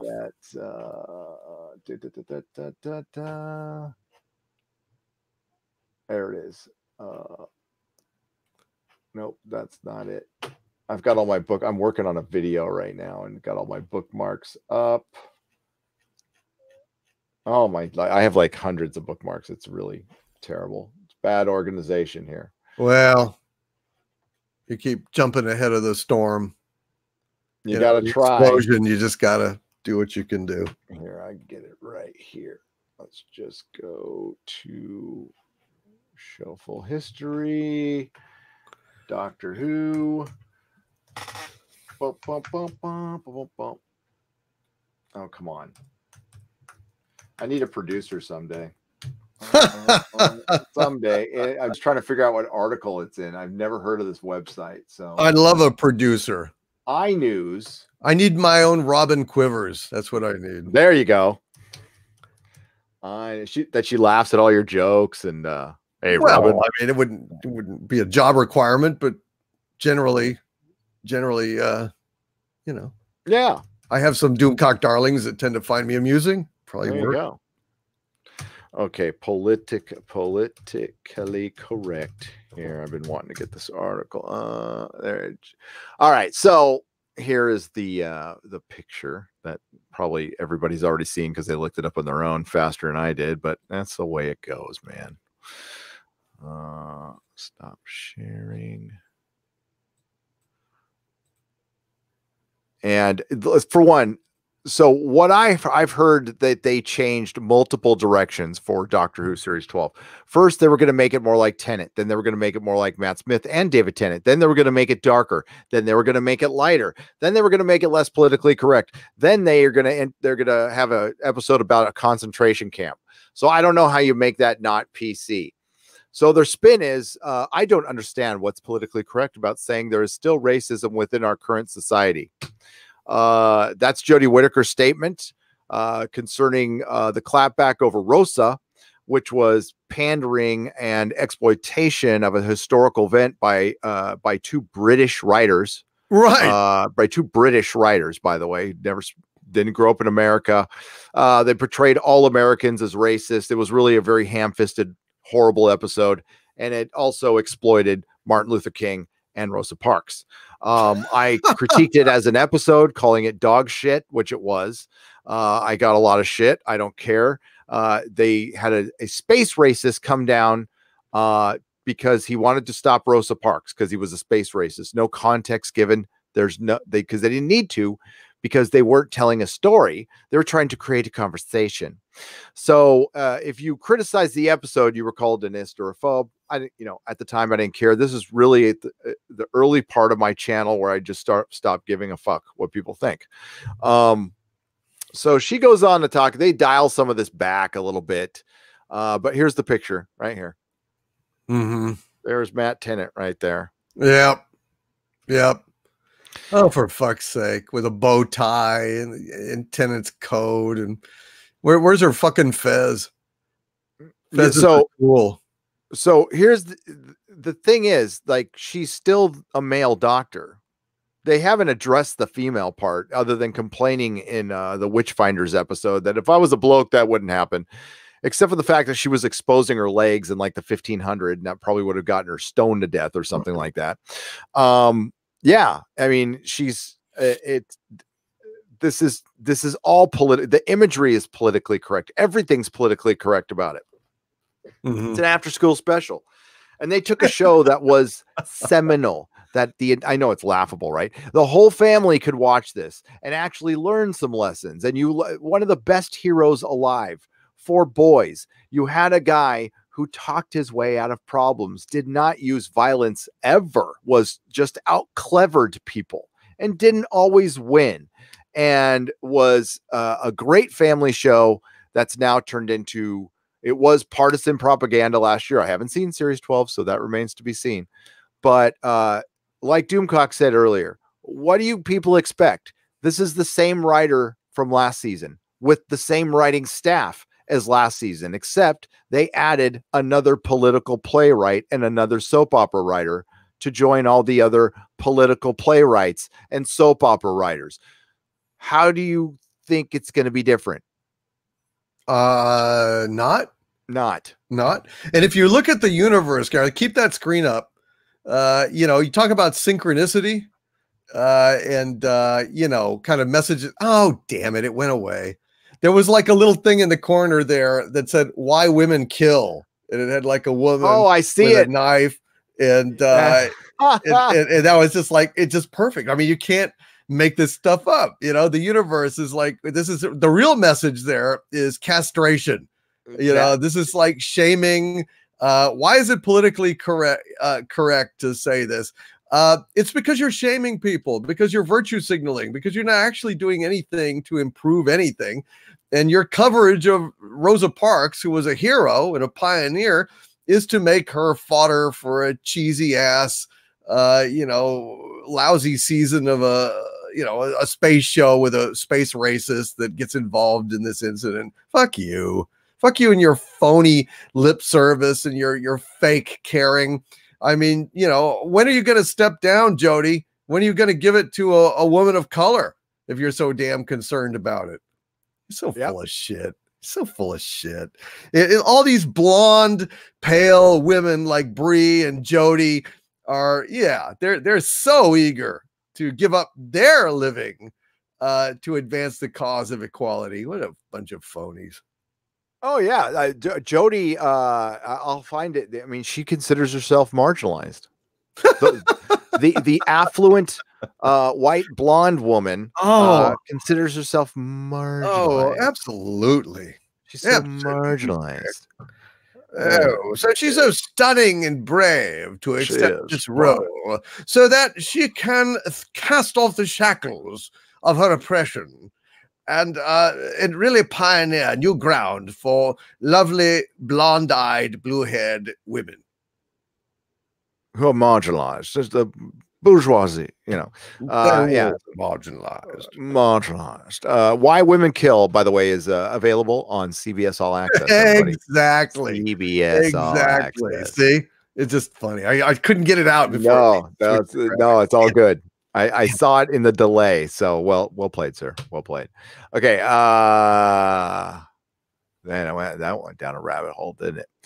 That's just because Hyperion 997's like, I just said, I hope Doctor Who's not woke, dude. Well, it still stings, okay? God damn it. It's woke. I'm It sorry, is. it is woke. Your hope is futile. Yeah, It's woke. I'm telling you.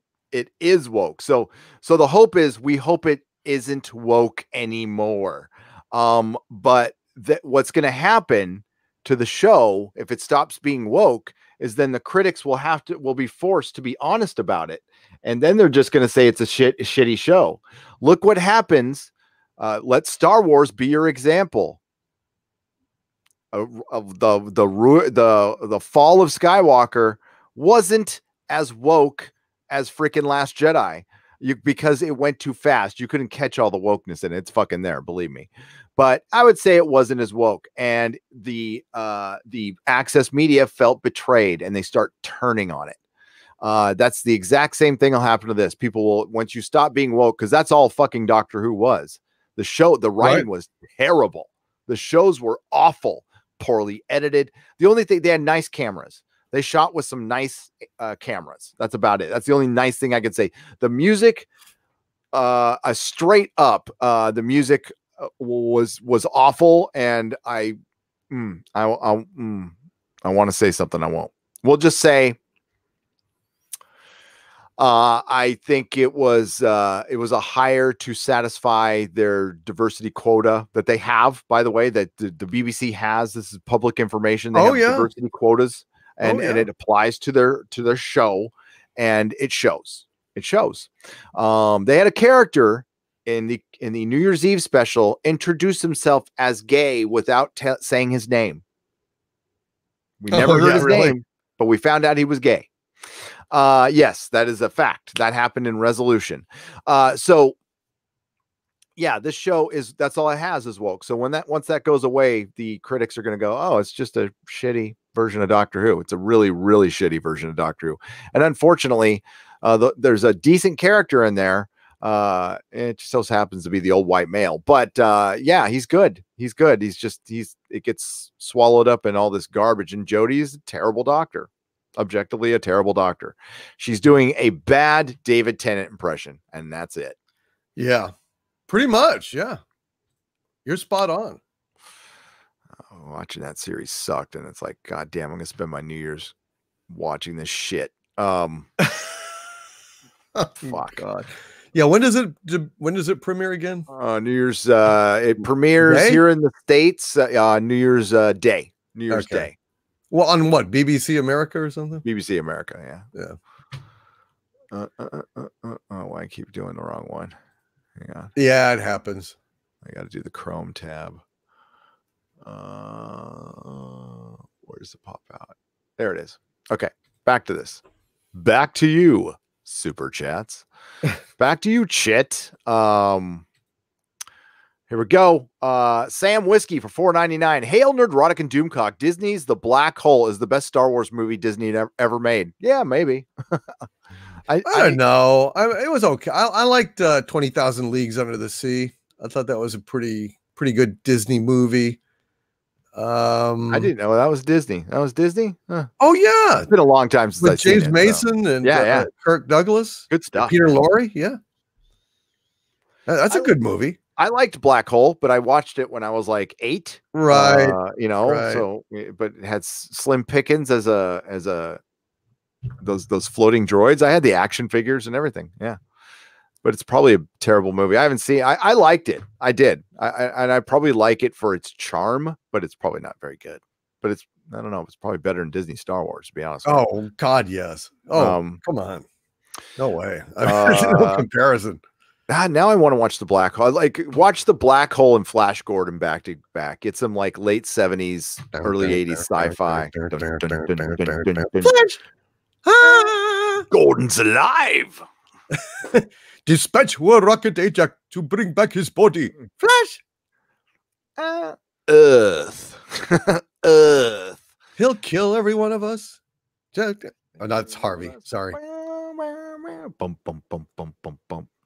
The football scene, my favorite. I love that music too. God. Go Flash, go Flash, go.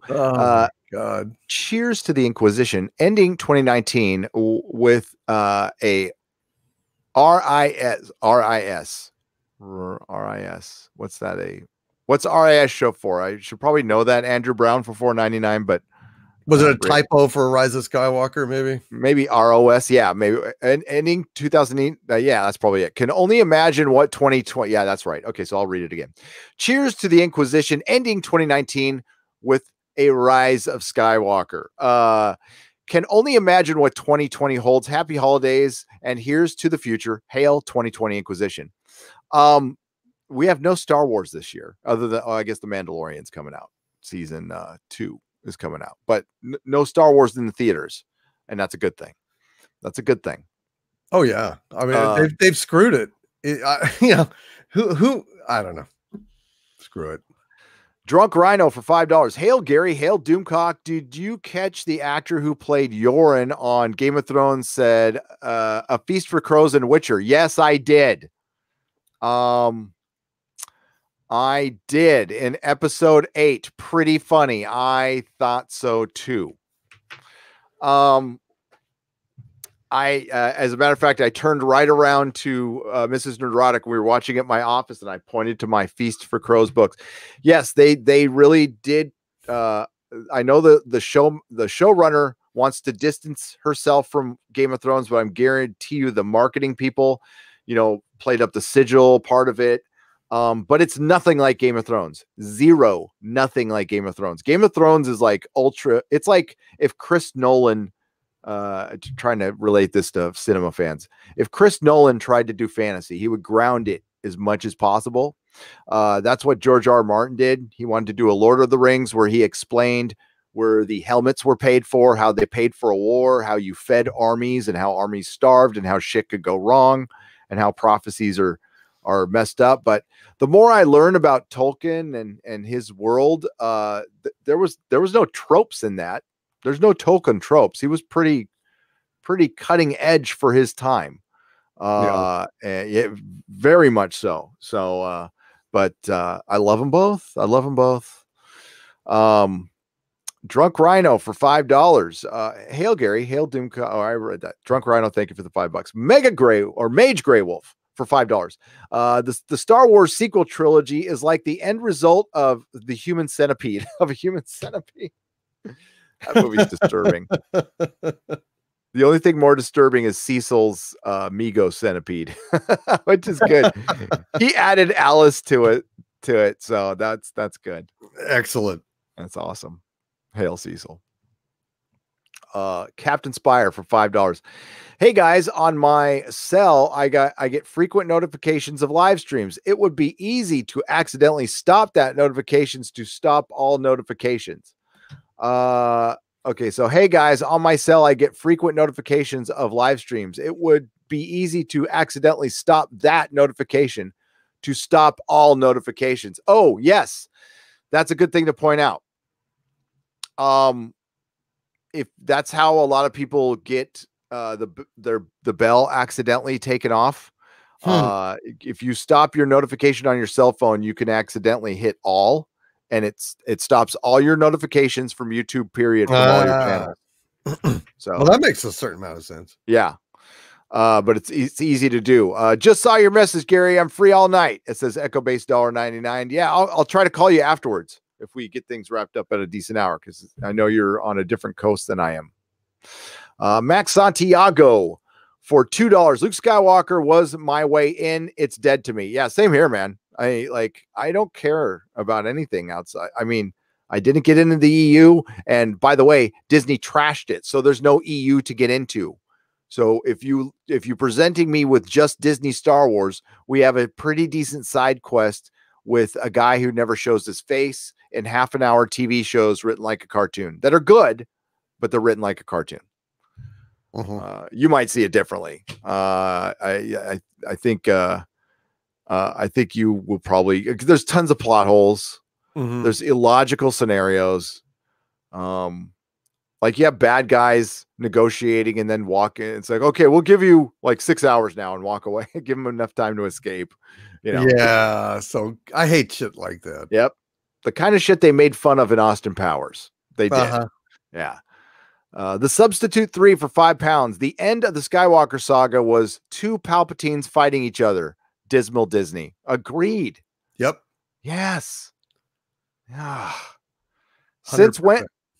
Since when does C-3PO have knees? Does he have knees now? Did they put knees on him? Yeah, he's not supposed to, Zach Stoey. I didn't check. No, there was no stakes in this. Anything they threatened to do. So the whole killing of the original cast looks like it might have been in there and they just undid it.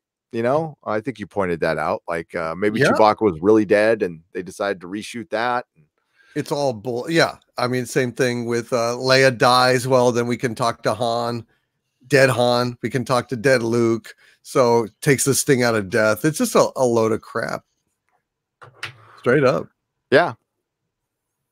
And, I hear people defending it and the defenders keep going, well, if they just added this, well, then it didn't work in the film. If you have to just add, if they had just added, if there's a lot of ifs involved with your explanation of defending a film, the writer didn't pull it off. And they're already doing the Endgame stuff where they're like, because I have tons of problems with Endgame now after I've watched it a few times. But listen, it's much better than Fall of Skywalker. But the Fall of Skywalker just doesn't work at all. There's no connective tissue.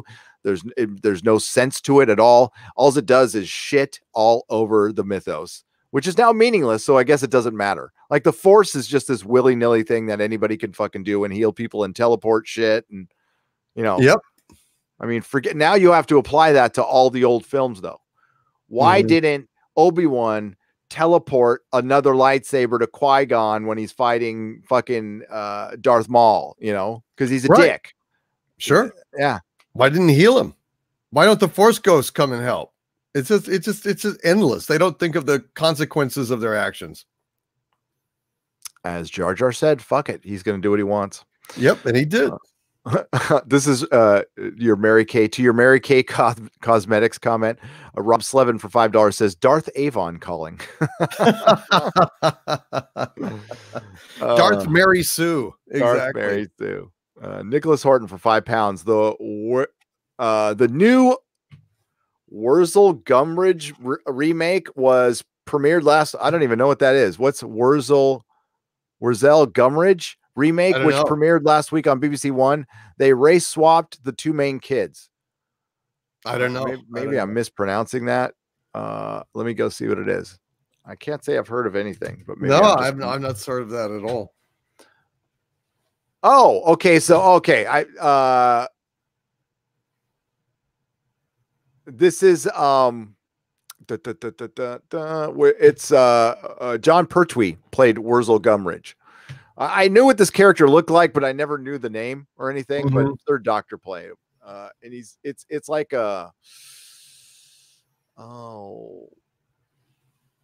vaudeville kind of thing. Like a hobo-y looking clown thing, but I know nothing about it. I know like zero about it. I'll show you a picture though. It's pretty horrifying looking, to be honest with you. I hope this wasn't for kids. but this is, that's Pertwee right there. Oh, God almighty. Wow. He looks like Freddy Krueger, and he does. But yeah, thanks, Nick. I had seen that before, but yeah, God, that was freaky. Bad. Looks like Red Skelton with advanced syphilis or something. That's terrible. Thanks, Nicholas Horton's awesome, man. Yes. Cracklin for $10. The Breaking Bad creators took careful attention to the continuity of their story. Series like this show how true professionals can put together a storyline and timeline. Kathleen Kennedy and JJ are not professionals. They are not. The Shield, you brought up The Shield. I haven't thought about it in a long time. One of the most well put together shows of all time. I like that.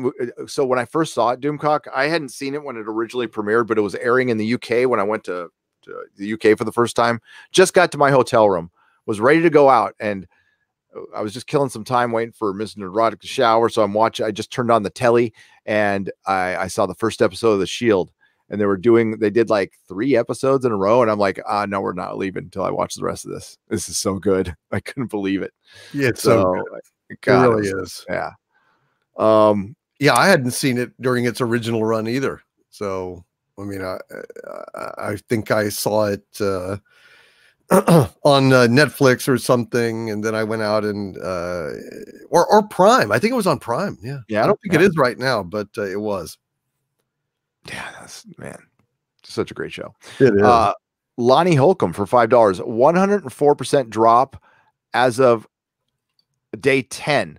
It's only pulling 29% of its first day, and it's fading 10 to 18% a day over day. See Box Office Mojo. Wow, really? It's the bottom's going to fall out after this week. I mean, that's just it. It's basically it's going to perform like a YouTube video. It's going to do really good the first couple days and just drop like a rock the rest of them. Yeah. So, well, I mean, maybe there is some sanity out there. That would be kind of nice. It would be nice. I get, and that that's the part that bugs me is, and that's just life. You can always relate. There's a lot of bad pop music out there, that gets sold based on poor taste. It's just you want more from your cinema. And you definitely want more from Star Wars. And our expectations have been lowered so much with Star Wars. Now they're trying to spin a movie that's gonna probably be like comparatively one of the worst performing major trilogy movies. If you think about it, if you adjust for inflation and everything, it's going to be and it's a dud. It's a dud. This is the last time you're ever going to see Luke Skywalker and Leia and Han, and they were all ghosts, literally. Yeah. Or CGI flashbacks. Yeah. Rumors. Those Leia scenes were terrible. They were. It was like this weird, I mean, they cut it in fairly seamlessly, but she's not saying anything of substance ever. And it's just, I don't know. It really is. It's kind of creepy. It's creepy and tasteless, especially the way they she OD'd on the Force, and I talked about it, and she OD'd in real life. Yeah. Pretty tasteless. The Phantom Menace channel. What's up, my friend? Thank you for everything you do. We will live stream soon. First of the year. Hit me up. I will go on your channel. We will hang. We will talk for hours. I owe you that. Thank you for the $2. He says he's 250 away from 3,000. Congratulations. So if you go to the Fandom Menace channel, if one of my Modrotics could please put his link in the channel, please, or in the chat, good luck. Also, don't forget to subscribe to Doomcock and all of our friends in and around the Fandom Menace. Doomcock's link is in the description, and the Modrotics have been putting it in the chat. Thank you very much for doing that. I appreciate all of what you guys do. Thank you, guys. Joe of All Trades for $10. Greetings, Nerdrotic and Doomcock, at our local Hallmark today. And notice most ornaments were sold out usually, except Discovery. What? Only 2 boxes missing from the shelf. I can email you a couple of photos. Please do. Oh, yeah. That's hilarious. I saw that on Twitter. Actually, there was a whole, and they were being discounted like 50% or something like that. And it's like a wall of them of Saru and Mikey Spock. Nobody gives a shit. Nobody wanted it. I love it. Please, send us both pictures. At Doomcock, at Nerdrotics. It's a long story why it's plural. Cardinal Sin for $5. Hail, Nerdrotic and Doomcock. As a longtime Star Wars fan, Whovian and Trekker, it breaks my heart that this identity of politics agenda, ... $5 more from Cardinal Sin. Thank you. ...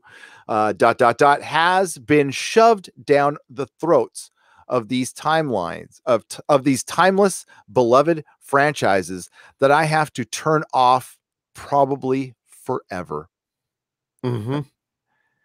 Well, they've made it easy though. I mean, they've basically ruined it, so it's not like you're missing out on anything. No, it's the what could have been. Cardinal Sin, you're right. I mean, they didn't need to go down this route. You know what? They probably could have gotten their message across if they were a little more subtle about it and a little more caring. All this bullshit about empathy and kindness only goes so far until they start seeing the boogeyman to the right of them all the time.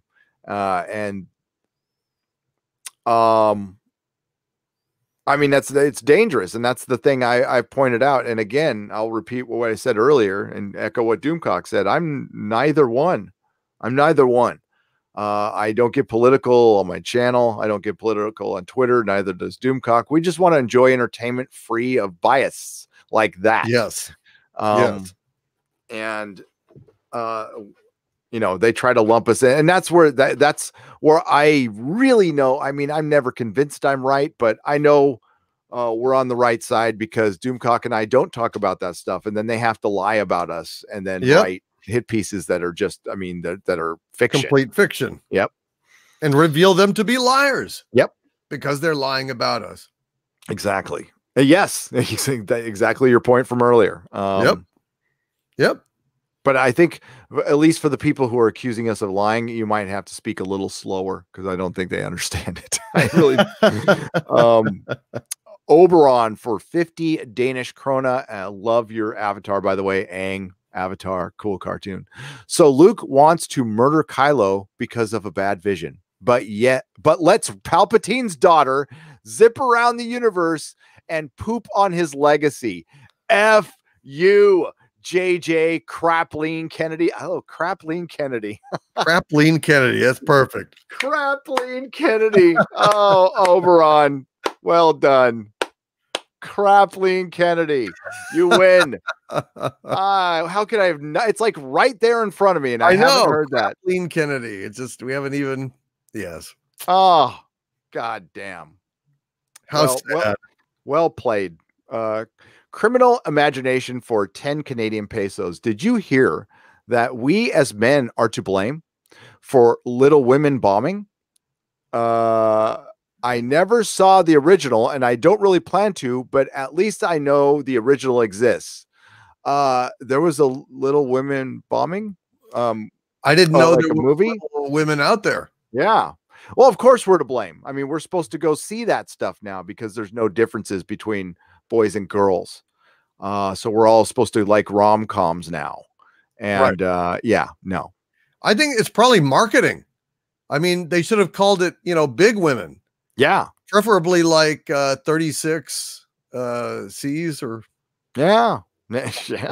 Big Women. That's what they should have called it. Then maybe we would have gone. Feels well.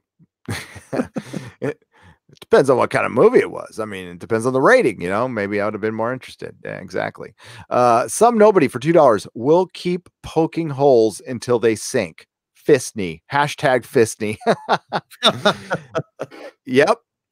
That death by 1,000 paper cuts is starting to happen. And again, to the spinners out there who are going to say that this thing made money but it made less money than it could have. A lot less. We are seeing diminishing returns. And this was the last card you can play. This is the last nostalgia card you can play unless you straight up resurrect somebody.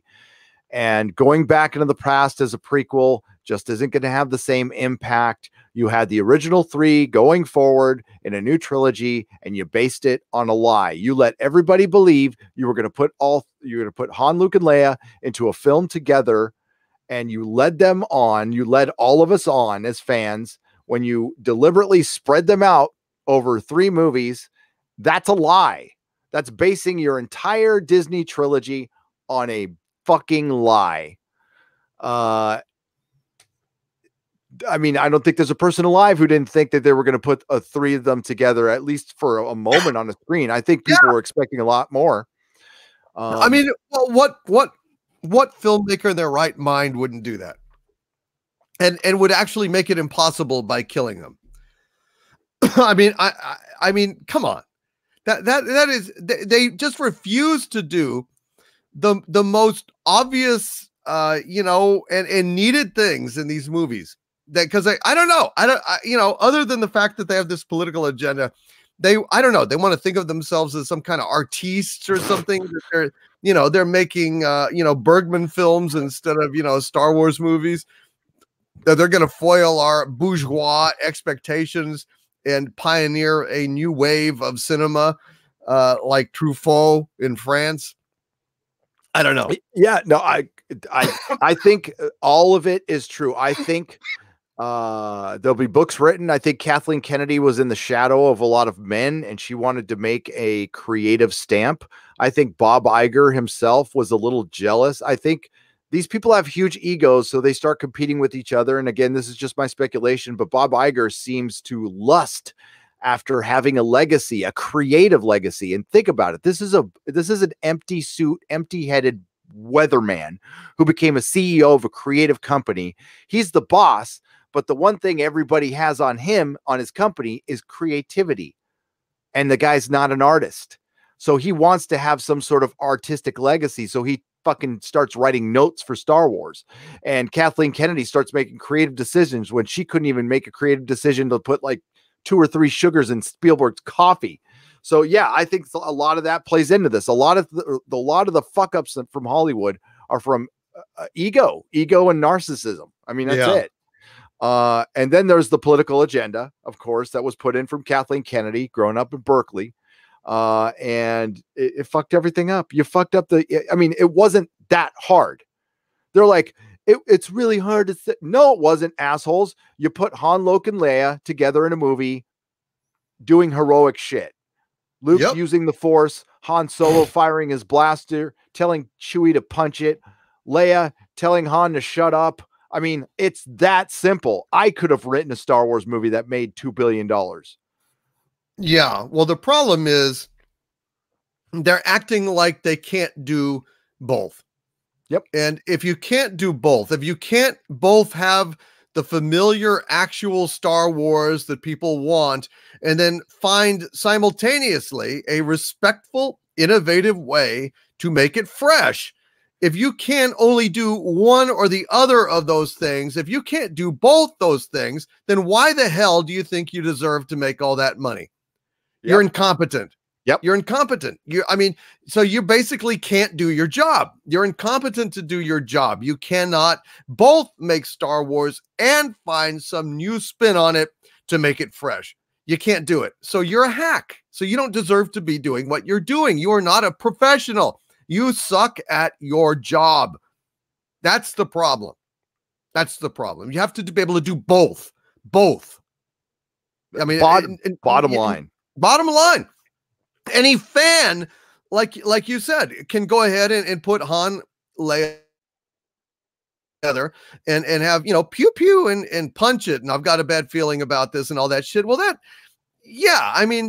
would be better probably than what they did, but it's still hack shit. But if you can go ahead like Timothy Zahn did with the Thrawn trilogy and go ahead and take the story in new directions, but still make it true to itself, then you deserve to be working in Hollywood. Yep. But nobody really does these days because talent is a secondary or tertiary consideration. The main consideration is, will they do what they say, what we tell them to do? Are they related to us? Did they go to our school, or are they our nephew? Are they our godson in the case of Spielberg and Jar Jar Abrams? Nepotism, cronyism, corruption at the most fundamental creative level, when the people who deserve to be there are not there because their jobs were taken by hacks like Abrams. I totally agree. There's 100 directors better than Jar Jar Abrams who can make better blockbuster films. Jar Jar does not have talent. He's not a talented filmmaker, period. He does not deserve $500 million. He got it. That's great. Warner Brothers is stupid for paying him that much. That would much be better spent feeding starving kids or something. But not giving it to Jar Jar to go repurpose something else and destroy another franchise, which he is most certainly going to do to DC. So don't hold out any hope, fan. Just pray for that Snyder cut, because that's probably the best thing you're going to get out of Warner Brothers if Jar Jar's in charge. Well, I don't know, man. If I have anything to say about it, they're going to release that George Lucas cut. I'm going to be on their ass about that. I'm with you, brother. Gathering more information, and it's out there. I believe it's out there. I don't have proof yet, but I believe it's out there, and I'm on it. Well, I could certainly see this. What was the not getting a good cinema score from the test screening fans? I could see that happening with this film that came out. So didn't get one for me. That's for sure. Raymond K. Hessel for $2. When's the next Exozone? Whatever happened to Dennis? The next Exozone will probably be next year. I've been meaning to talk to you about this. Did you see that Tyler video that came out? No, I heard something. I haven't really, honestly. I've just been so busy with holiday. I mean, what happened?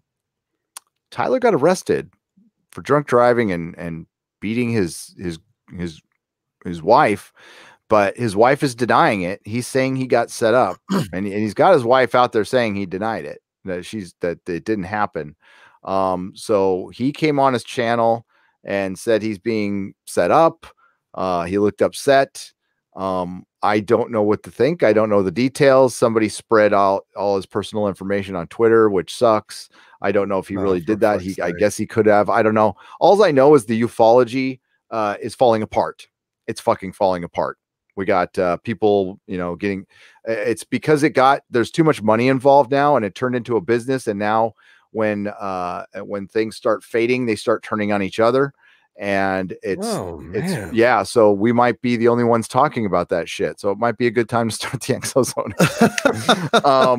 Because I don't have political agenda when it comes to talking about UFOs. I just want to talk about UFOs and Bigfoot. I don't that's wow. No, there's factions, they're fighting each other, and it's fucking embarrassing. It's embarrassing. And it's like, it's not like the ufology community needs that. They already look woo-woo enough. They got enough people that make them look bad, and now they're looking worse. And I'm not saying Tyler's part of that. I don't know. I have no information. That's just a video he put on his channel. Although it got yanked, didn't it? Did it get yanked? Well, I thought it got yanked. I mean, because somebody was saying on Twitter, I was trying to figure out, well, what is this video? What's going on? And I couldn't get to the bottom of it. So, I mean, I'm glad that you told me. I couldn't figure out. I watched it the other day. Arrested for drunk driving. It's gone. Yeah, it's gone. Yeah, that's what I was reading, and so I wasn't able to get to the bottom of it. And I kind of forgot about it. So it was a phone video that he shot, and he looked visibly upset, and he said, I've been set up. I went to sleep one night, and I woke up in my car with a police officer in my face saying that I was drunk driving. He says, I only drink once a year. I don't do drugs. He said that people were passing around my mugshot on, I just been in jail for 10 days and I just got out. God, they said I was beating my wife, and, which she denies. And now the video's gone. So that does not look damn. Okay. Yeah, so do not believe everything you hear. I have been set up recently in an attempt to ruin my reputation. I will explain more in a coming video. This is an attack on truth seekers, but the video's gone. So I don't know. His lawyer probably told him to yank that. Well, that's what it said. Something in the Twitter about his lawyer or something. I was looking at that, but I couldn't figure out what the hell was going on. So that was the video. Yeah, I don't know exactly what's happening with that, but we'll talk about that more. But yeah, the Exozone, Doomcock and I have just, Star Wars has taken over our lives. Period. And then we have also our personal stuff going on, and the holidays and family and stuff, and you've got robots to build. I mean, that doesn't take days off. Ruling, no, but we'll be back this next year with it. Most definitely. And unlike Crapleen Kennedy, Doomcock has a plan to take over the earth. Okay, he's been planning it for a long time. Not to flush it down the toilet like Crapleen is doing. So you don't take over the earth by making it up as you go. It just doesn't work like that. I'm looking forward to being the emperor of San Francisco, though. I really absolutely am. That you're secure on that. That is absolutely happening. I want a throne of poop. I'm just kidding. So to whatever happened to Dennis? Dennis is an old co-host. Dennis left. That's what happened to Dennis. Right around when I hit 10,000 subs. Didn't see eye to eye on some stuff. We'll just say that. Sam Whiskey for $1.99. They fly now. They suck now. They suck now. Yes. They suck now. Yeah. I love it. Oh, that's too funny. I do.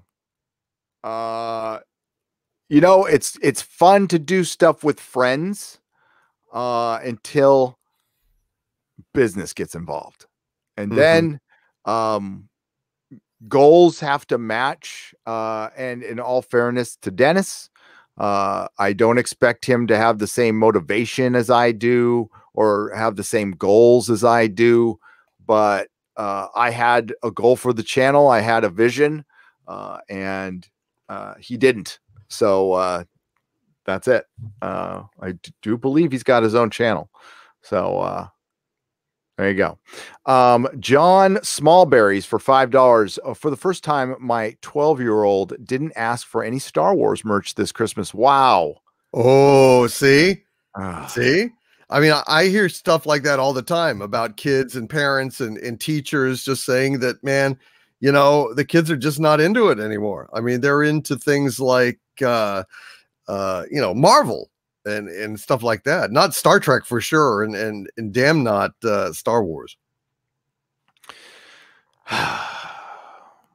It is kind of, you know, that's that. I felt when I walked out of the Fall of Skywalker, right after thinking that all the Star Wars fans know what it's like to watch an episode of Star Trek Discovery, because that's what it was. It felt like an Alex Kurtzman episode of Star Trek Discovery, all the illogical bullshit.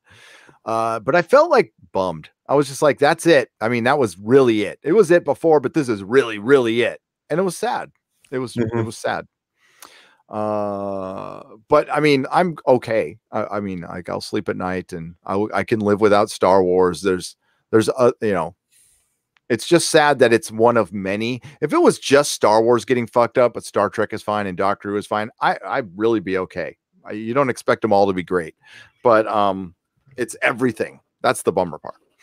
Yeah. Legend Finder for $9.99. The Force Awakens deceived me into liking it for a short time. Oh, I read this one earlier, but I'll read it again. But The Last Jedi made me angry. The Rise of Skywalker made me laugh out loud because it was so bad.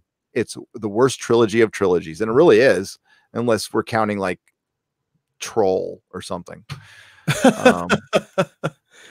If there's two more sequels to you know, The Room. Yeah, but at least those are charming.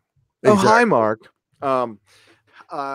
If I love that they filmed it in San Francisco and still use green screens for the building tops and stuff. That was hilarious. That flower shop that he went to was right down the street from where Melissa used to work. How is Disney fixing their financials, not fraud? Says some nobody for $2. I have no idea. It is. It's a good question. I think they just don't bother to investigate it. It is fraud to overship comic books and report those things as sales. Okay, so are the artists getting residuals off that? Because I hope they are. Are they willing to pay taxes? See, that's the thing. That's how sad the comic book industry is. They have to pad sales, which they risk. There's more financial risk involved in that as far as being taxed. And but they do it anyway. I mean, it's a lie. That's a lie. It can be a nice lie, but it's still a lie. You know, we sold this many copies. Star Wars, the Star Wars comic, when Marvel got it back, 2015, it sold 1 million copies. It was the last comic to sell 1 million copies and the first one in a long time to do so. It only sold 1 million copies because they added a bunch to the loot crate. They counted those as sales. Huh.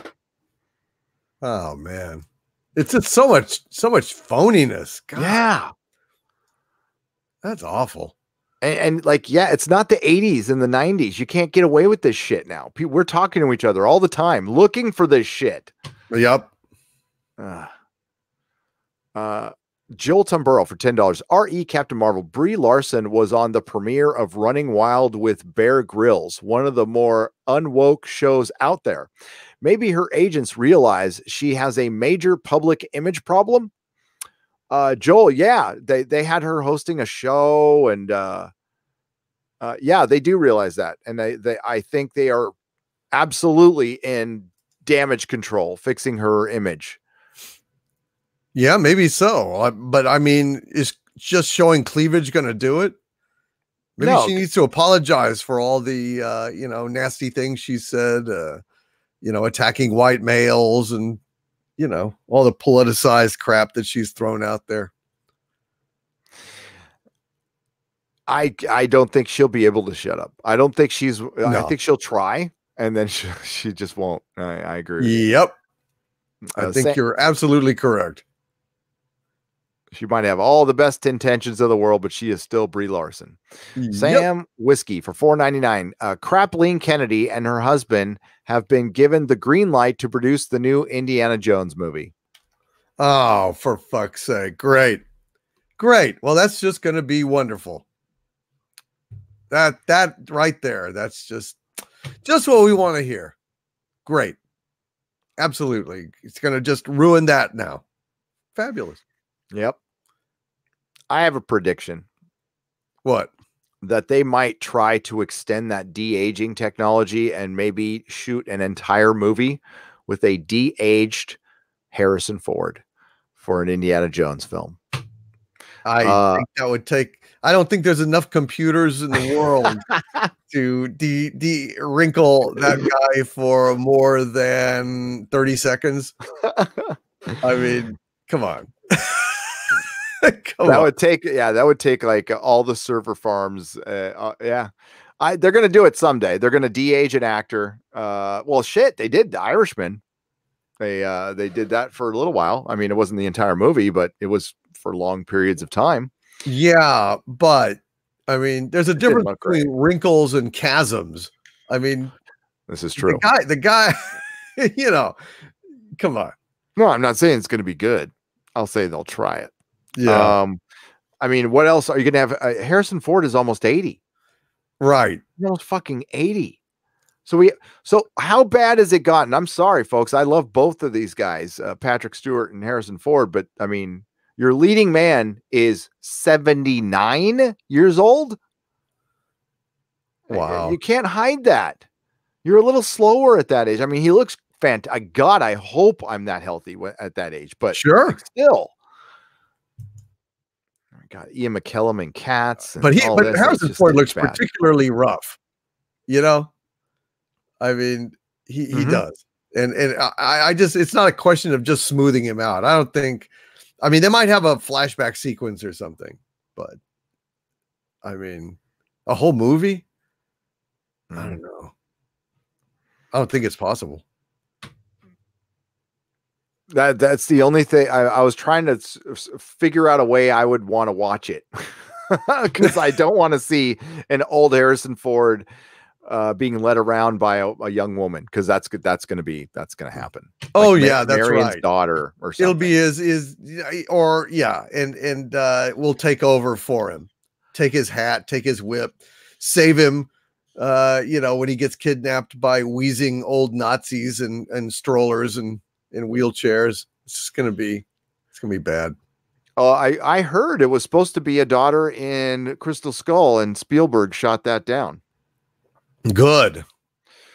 Dwayne Morris for $5. The TV news station gave a free sunrise showing of Star Wars last week, open to the public. They probably counted all of those as sales. Mm-hmm. Absolutely. Matthew Warney, thank you for the $5, Dwayne. And yeah, I heard there was a grocery store. Somebody emailed me. There was a grocery store chain giving away tickets if you brought in food for a screening. Probably counted all that, which is great, but they counted it as sales.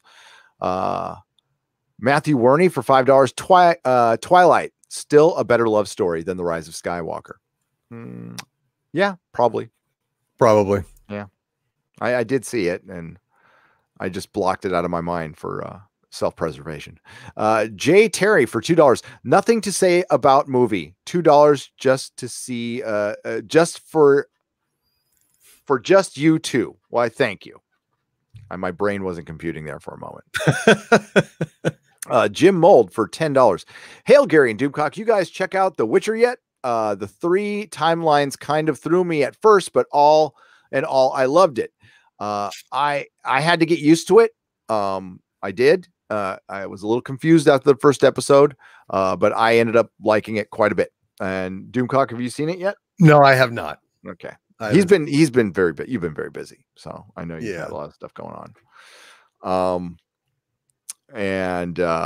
But I mean, you'll eventually see it. So, oh yeah, I'm going to watch it. I've said I would watch it. I just haven't had a chance yet. Yeah, I liked it. The Dr. 14 Blu-ray reviews for £5. I am glad that the Fandom Menace did not watch Gavin and Stacey.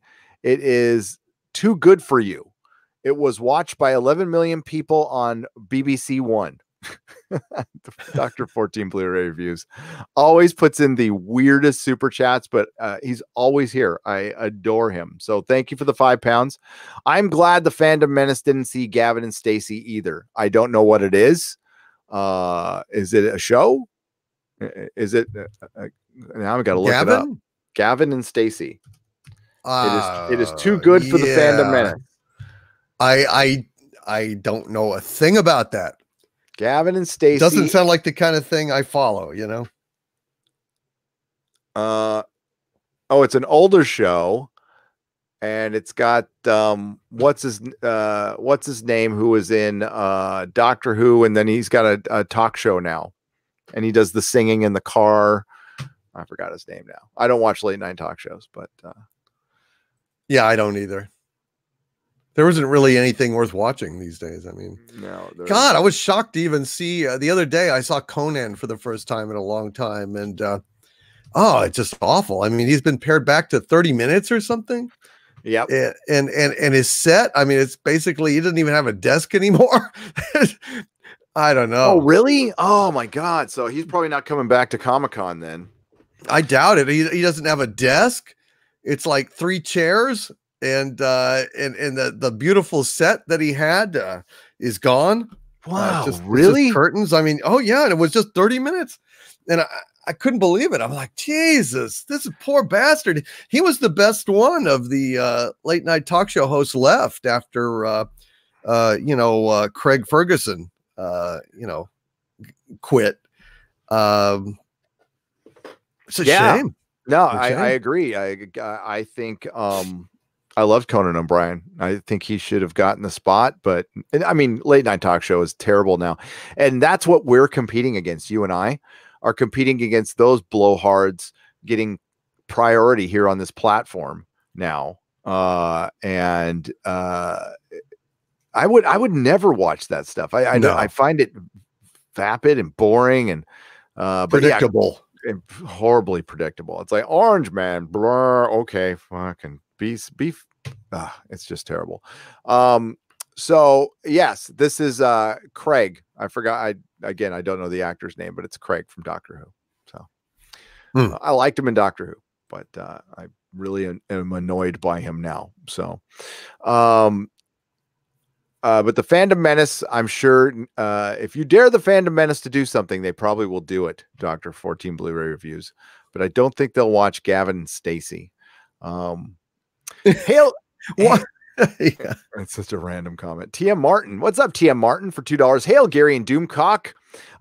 What say you on Lost in Space? I didn't like Lost in Space. I mean, I watched the first maybe 3 episodes of season 1, and you had it was just so dumb. I mean, yeah, everybody, you have these, kids that were selected for this Jupiter 2 mission, to Alpha Centauri because of, dire Earth overpopulation. And here they are, running rogue, not following orders, putting the family in jeopardy time and time again. They would have definitely not risked a whole mission on a family with a bunch of fuck ups for kids.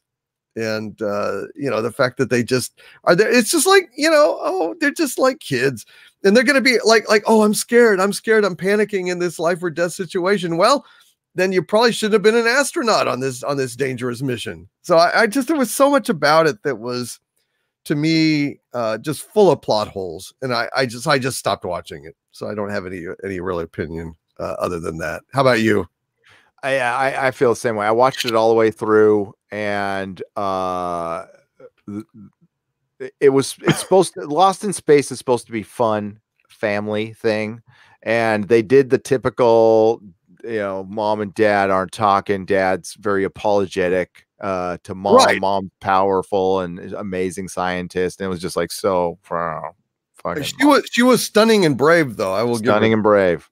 I'll give her that. But Yep. yeah, just more woke crap. Yep. I mean, they even had was it Judy? Was a black woman in a family. It's supposed to be the Swiss Family, Robinson in space. And yeah, it just had to squeeze that wokeness in, even in a family. Yep. It's like, okay. Parker Posey Was it Dr. Smith? Dr. Smith, a female Dr. Smith. Yeah, fuck off. So yeah, I have no intention of watching season 2 of that. Yeah. So yeah, I felt the same way, and I asked Mrs. Nerdrotic if she wanted to try it. We're like, nah, we'll watch The Witcher again. Some Nobody for $2. Horrific moment, but thank you, TM Martin. Horrific moment that the people of Tulsa were over. That Some Nobody for $2. I can't speak for Tulsa, but maybe you're from Tulsa, and no. Yeah, they tried to. It was nonsensical. I can buy anything, and you've said this before. If it's good art, if they create good art, a great story wrapped around some event, if I buy into it, sure. But there was no opportunity to buy into the story because there wasn't a story here. It was propaganda. That's all it was. Michael Maloney for $10. Newsflash: the actor who played Kylo is an ex-Marine. He must be under a gag order. Yes, he is an ex-Marine. That is true. Wow. Thank you, Michael Maloney. I thank him for his service. A gag order, huh? What, an order to make us gag as Kylo Ren? Yeah, maybe. Adam Driver, I mean, aside from kind of looking like John Travolta, like, what's going on around here? It's like so weird being on the dark side of the Force. Mr. Carter. Yeah. I think he's an okay actor. Yeah, he's fine. I mean, he's actually not bad. It's the role. Yeah, it's the role. I think he did his best in that movie. I don't think there was anything he could have done to make it better. I just jumped on me, man. Oh, bro. Oh, that happens. And yeah, we're going to be on a time limit tonight, unfortunately, too, because you got a lot to do. Yeah, I've got a ton to do, but I'll probably do my square up right around the time you do in a couple days. I'll do mine on New Year's Day. How's that sound? Because I think Mel's doing something that day, so I think that'll work in the morning. Yeah, we can do it New Year's Day. And you know what? I'll coincide it with my awards. I was going to do my I do the Rorys, which is Douglas Adams. If you read Hitchhiker's Guide, in later books, there's an award called the Rory that gets passed out to the best usage of the word fuck in a serious screenplay. It's called a Rory. So I name my positive rewards after the Douglas Adams Memorial Rorys, and I give my best TV show, best performance. And then, of course, I do the Uranus Awards, which, is the worst of everything. Most woke moment, or I best strong female, best most stunning and brave moment, stuff like that. So I'll coincide it with that. That sounds good. Yeah, because we're like really far behind. But Star Trek Picard, Doomcock. It looks like I guess they announced the season 2, and I had heard there was going to be a season 3. Like they're going to film them possibly back to back. So maybe they shit can that now. Yeah. I wouldn't be surprised. I never believed that personally. I never. That's what I heard. I heard it was up to Patrick, but maybe they changed their mind. We have the regime change going on right now. We know through your reporting, my reporting, Midnight's Edge reporting, Alex Kurtzman is a Les Moonves guy. Yep. That's so right. I mean, I think they're probably at a wait and see, and this is just my speculation, at a wait and see with this Picard. Picard better pick up a hell of a lot of subs for CBS All Access, and I don't think it's gonna. I just don't. Star Trek's a tough sell for the general audience anyway, and when you make schlock, I think you had a really bad lead in with Star Trek Discovery. Yeah. Well, yeah. You know, you have not expanded the audience. You've contracted it. You've driven away the people that actually love your damn show. And the woke hordes didn't show up like you hoped they would, which is, you know, surprise, surprise. They don't actually, you know, put their money where their mouths are. They make a lot of noise about supporting your woke agenda, but they don't actually do it when the time comes. So, yeah, I think you're right. I think they're hosed, just straight up hosed. I think that this thing is not going to go a second season, and I would be surprised if they didn't just can the whole thing. Yeah, I mean, I think it's been announced. I don't know if they're going to start filming, and I think they're probably going to wait until the response comes in. I mean, I've heard from my insider, but I've heard nothing else other than we've seen we lost a showrunner. I don't know who they're going to replace. I guess they have to announce another showrunner soon, Doomcock. Right. You think they'll announce they are indeed actually going to do another season? Yeah. So is Alex Kurtzman going to be the showrunner again?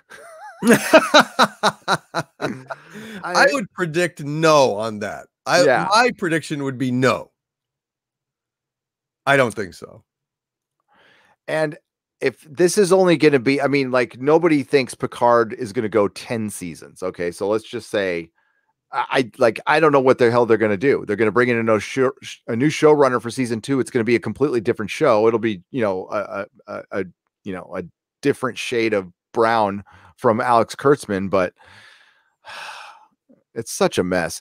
And, you know, there's a lot of similarities, Doomcock, between Alex Kurtzman's regime and Kathleen Kennedy's. Mm-hmm. Just a lot of similarities, man. Mm-hmm. Oh, eerie. Yeah. I mean, here are people who are indifferent to, or actually actively hostile to the franchise that they are getting control of. And they decide that they are going to fix it because they don't like it much.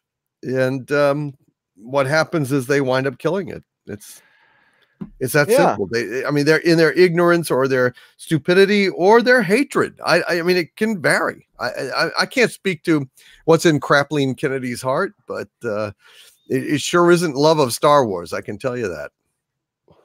That's a fact. Yep. That is a fact. Certainly not the Star Wars. We as Star Wars, you know. And we're left with nothing. And we're the ones who, I mean, all of us here were the ones who carried this through the decades, paid it the respect it deserved. All we asked for, I mean, they didn't even try. The thing is, they tried to fit in what they wanted it to be, instead of letting it be what it was. Mm-hmm. Yeah. Hail, Gary. Didn't you say almost a year ago that Doctor Who was made critic proof and that it was the true beginning of woke TV? Hashtag Nerdrotic was right. Why, thank you, Lady Gravemaster, for $5. I said it was made critic proof, and I think the wokeness is what makes it critic proof. So if they remove that, it will no longer be critic proof. But it already isn't, because Doomcock and I are here. But thank you, Lady Gravemaster. Exactly. It didn't work. It didn't work. But people were scared to, and you know this, and people were scared to death to criticize the Rosa episode, like scared to death. And when Bulls Trek and I and others did it, We got a lot of shit. We got a lot of shit. But thankfully, Arachnids in the UK came out right after that, and that's when a bunch of people jumped off the show and got pissed. And it changed things. I spoke about it. I was on a Creature Features. It premiered last night. If you go to the Creature Features YouTube, I was interviewed here on a local Bay Area TV station, and I talked about Doomcock and the Phantom Menace and Doctor Who and everything. Go check it out. The movie's pretty bad, but it's not as bad as the other one I did. So, but hey, I was on a local San Francisco Bay Area television station talking about the Phantom Menace with a host who is sympathetic to the Phantom Menace. I'll just say that. There you go. Outstanding. Yes. Vince Van Dahl, freaking awesome guy, by the way. TFM. Thanks, buddy, by the way. Yeah, he watches. Cracklin for $5. Star Wars has crappy character continuity. Prequel Anakin is not James Earl Jones Darth Vader, and The Last Jedi Luke is not Luke Skywalker. No, they're not. I mean, it does. But Disney really thought they could do better than the prequels, and they started out The Force Awakens by the first words spoken are this should begin to make things right. Well, that didn't pan out so well for him, did it? No, it really didn't. Wasn't prophetic. Nope. TM Martin for $5. Doomcock, should there be a Soylent Green remake? Who should direct and star? I just don't think there should be. I don't think there should be a Soylent Green remake. I think Soylent Green is perfect as it is. You know? I mean, how are you going to recast Charlton Heston? And how do you have that iconic moment at the end? Have any actor, deliver it with Heston's intensity? You know, I mean, it would have to be almost like a parody. You know, I mean, Shatner in his prime, going back in time, maybe could have done that, but in general, just a bad idea, in my opinion. Yeah, I mean. That's a good question, TM Martin, and thank you for the $5. You'd have to match up like the closest thing to a modern Charlton Heston. There really isn't one, but it'd have to be like an aging action star like Bruce Willis or something like that. But the thing is, the hook with that movie was his performance and what happened at the end. And you know that now. So it'd be tough. It would be tough. Right. Yeah. You would lose the element of surprise, and it yeah. But a good question. It is. Who would, I don't know. I think Matthew Vaughn can direct anything, in my opinion, but the Kelvington for $10. I love supporting great content. Cheers. I appreciate that. The Kelvington. I appreciate you considering us great content. I like to think so, but I might be a little biased. Absolutely. Hail to the Kelvington, and thank you, my friend. Always good to see you. Cheers. HF Swiffle for $4.99. Anyone else notice Jar Jar basically copied Rose's line from the end of Titanic? Name Dawson, Rose Dawson. Yeah, that's very true. Oh, yeah. Yeah, absolutely. It's true. Hell, let's name her Rose Skywalker. Sure, why not? And then you basically have her watching Kylo sink under the waves. Oh, yeah. Under the wave of death. Oh my God, I didn't even think about that. Oh, yeah. Shit. So it's Titanic. So they copied Harry Potter, Avatar: The Last Airbender, Titanic. Sure. Yeah, why not? Yeah, why not? Alan Walker for $1.99. A lot of aunt/nephew romances lately. There really is. It's like a throwback to the 1800s or something going on here. I know. Just my cousin. We're not directly related. I don't want it. I don't want it. McQueen. Ralph Wiggum for Australian $5. She identifies as a Skywalker. According to the left, genetics don't matter. And yep, that was the whole purpose of that. That was the message. Luke Skywalker was talking to her about a family. It's not just blood. There's something more. There's things more important than blood. You can identify however you want. That is an anti-family message from the very family friendly Disney. They're going to listen. Disney's going to have problems in the very near future. And so is Hollywood with their politics, with the way they see things, because it's going to start contradicting some of their allies. And it's going to start pissing off a country that they're relying on that Star Wars doesn't do very well in, by the way. And dear, oh dear, dear. And they already got caught cutting out the consensual kiss between two women adults to satisfy backwards Singapore and the United Arab Emirates, because those things are against the law, but they're perfectly okay with selling their products over there, supporting those laws, by the way. Absolutely. Well, look, I mean, they're not going to allow wokeness to interfere in, their profits overseas. So, they think that they can go ahead and cut that stuff and overseas, and no one over here will really notice. They even took off Finn off of a poster overseas because of prejudice against people of color. So that's true. That's their commitment to Finn. Yep. How about that? Yeah, only matters till and listen, phony. They're just so phony. They're not trying to change anything. They're just a bunch of lying hypocrites. Exactly. And that's all we've been doing is pointing that out. And when we did that, and that's part of the whole information war thing. You accuse your enemy of what you are doing. Yeah. Larry for $2 wants you and I to debate Anti-Trekker because he liked The Rise of Skywalker. I mean, I wouldn't want to be mean to Anti-Trekker, I got questions for Anti-Trekker. I do. I don't want to be mean to him either, but I don't want to be mean to Anti-Trekker. How can you complain about Star Trek Discovery and like The Rise of Skywalker? I don't know. I mean, what is there to like? Honestly, what the fuck is there to like? And I like Anti-Trekker, and I wouldn't want to insult him, but I mean, I get kind of strident on this stuff.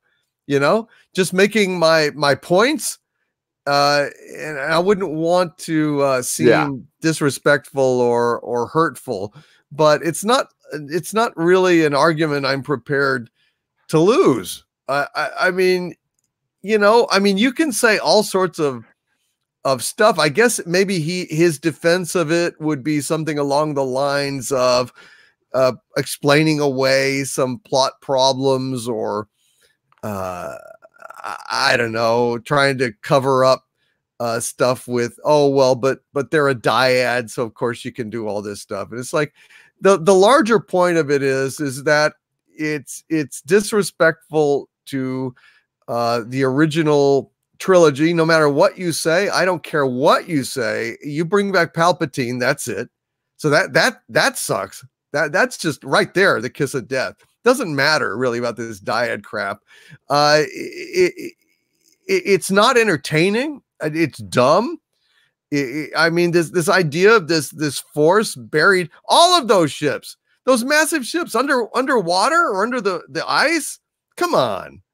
And why the hell did he announce himself out of nowhere? Where did he come from? How did he live? I mean, you just can't defend this shit. And if you try, it's just gonna make you look bad, Yeah. So I mean, I would feel bad. I understand he has that view, and I respect it. Fine. But I don't want to,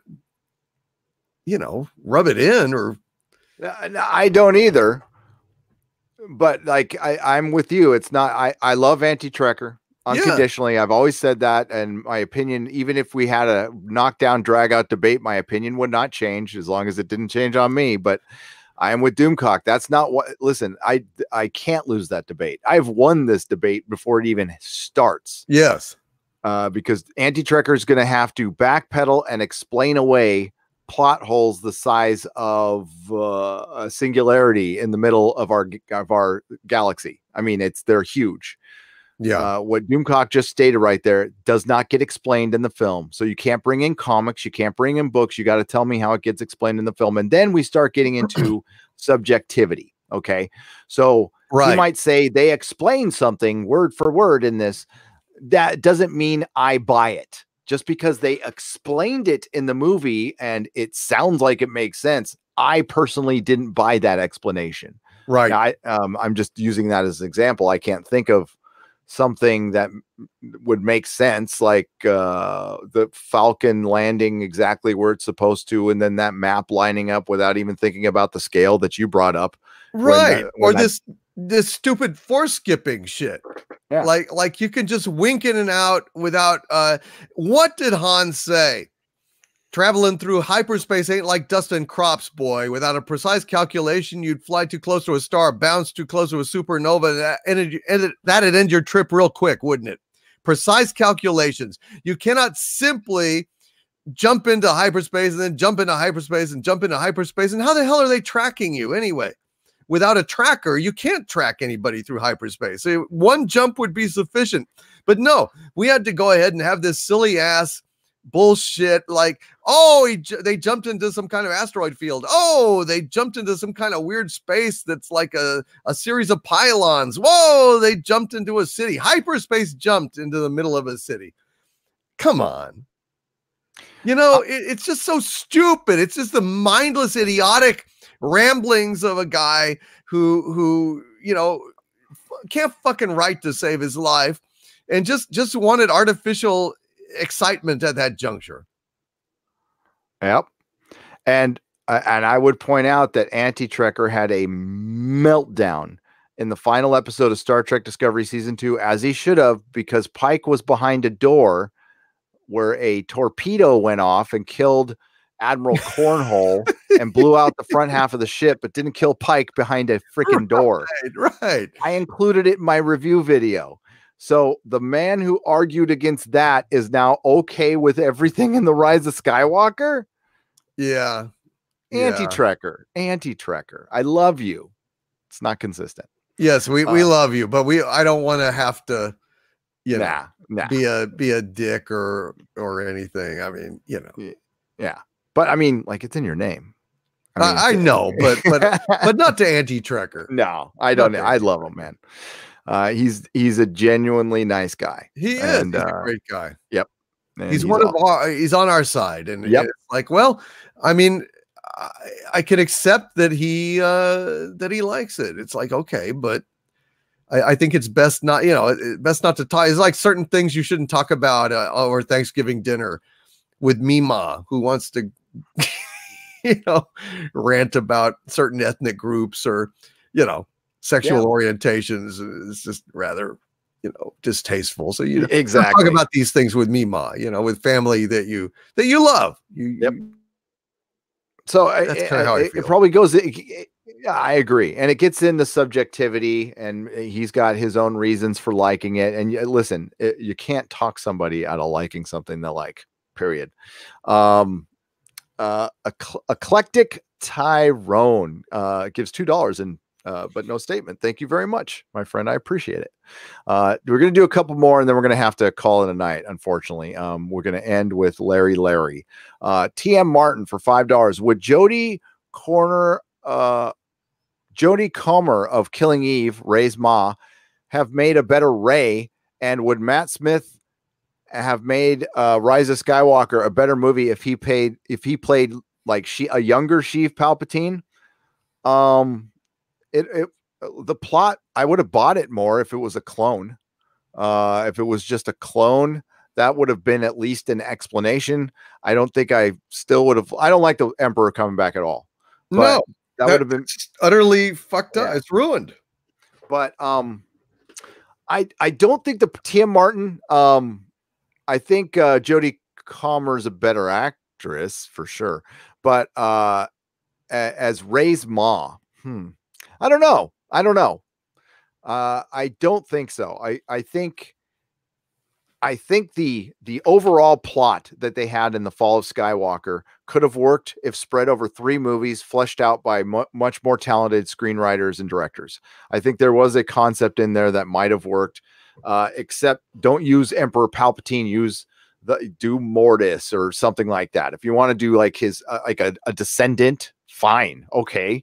Wants to pick up where Dad left off, or better yet, just adapt the EU stuff. I think it could have been better. There's no saving this. There was no. I mean, the fandom menace was right about Rise of Skywalker. It was going to be a total disaster. Everybody said it. Doomcock said it. Everybody said it. And it's because we have common sense. We can see what's going on.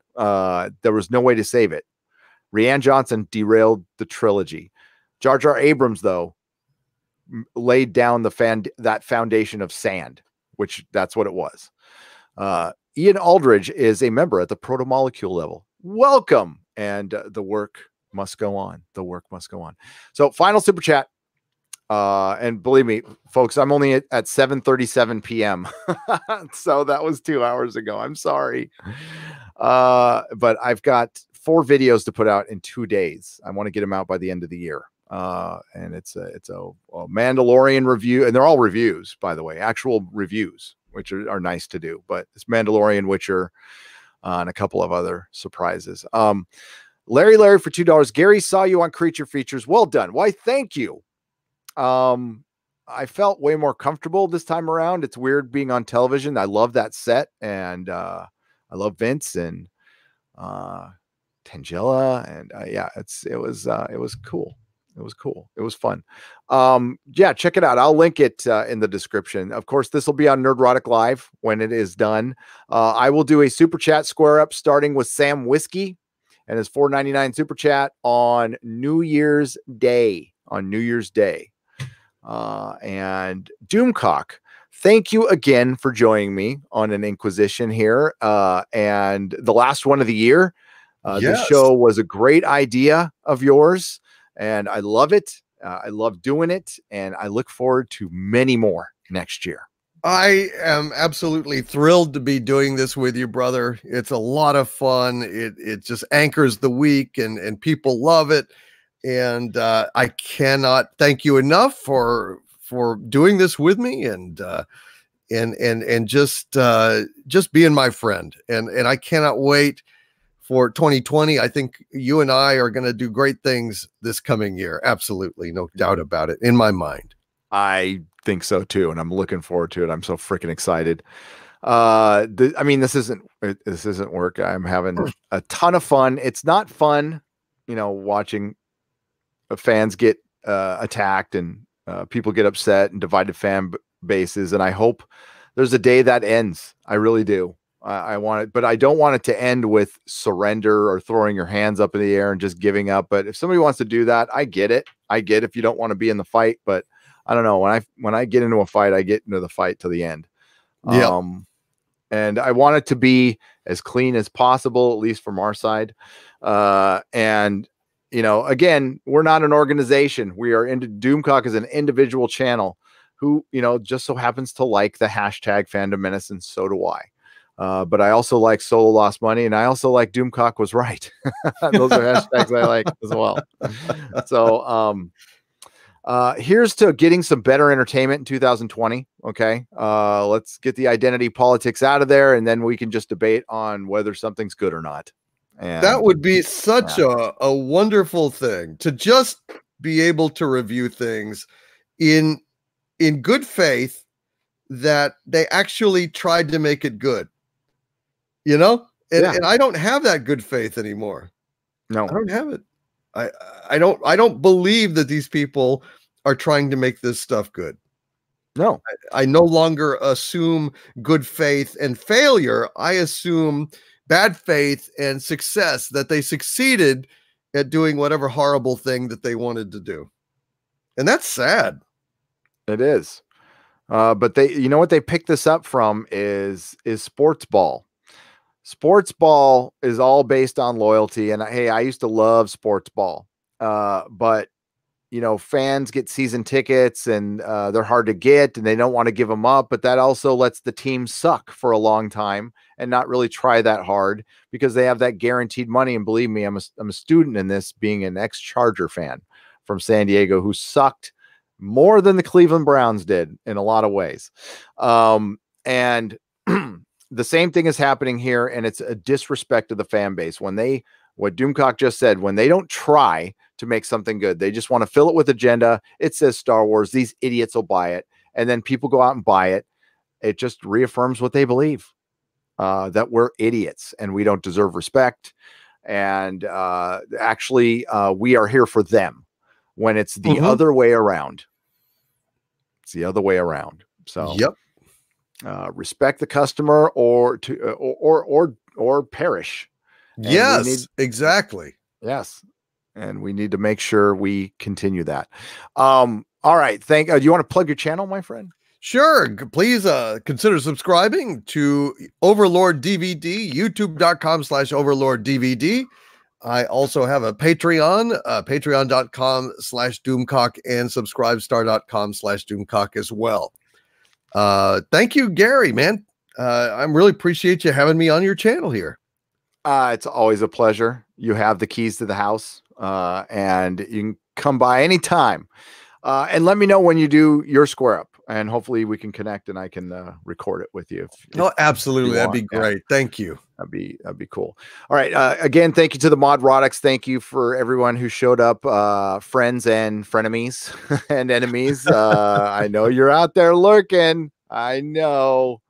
So everybody, we will see you next Sunday on Doomcock's channel at the same bat time, but a different bat channel. And remember, not all who wander are lost.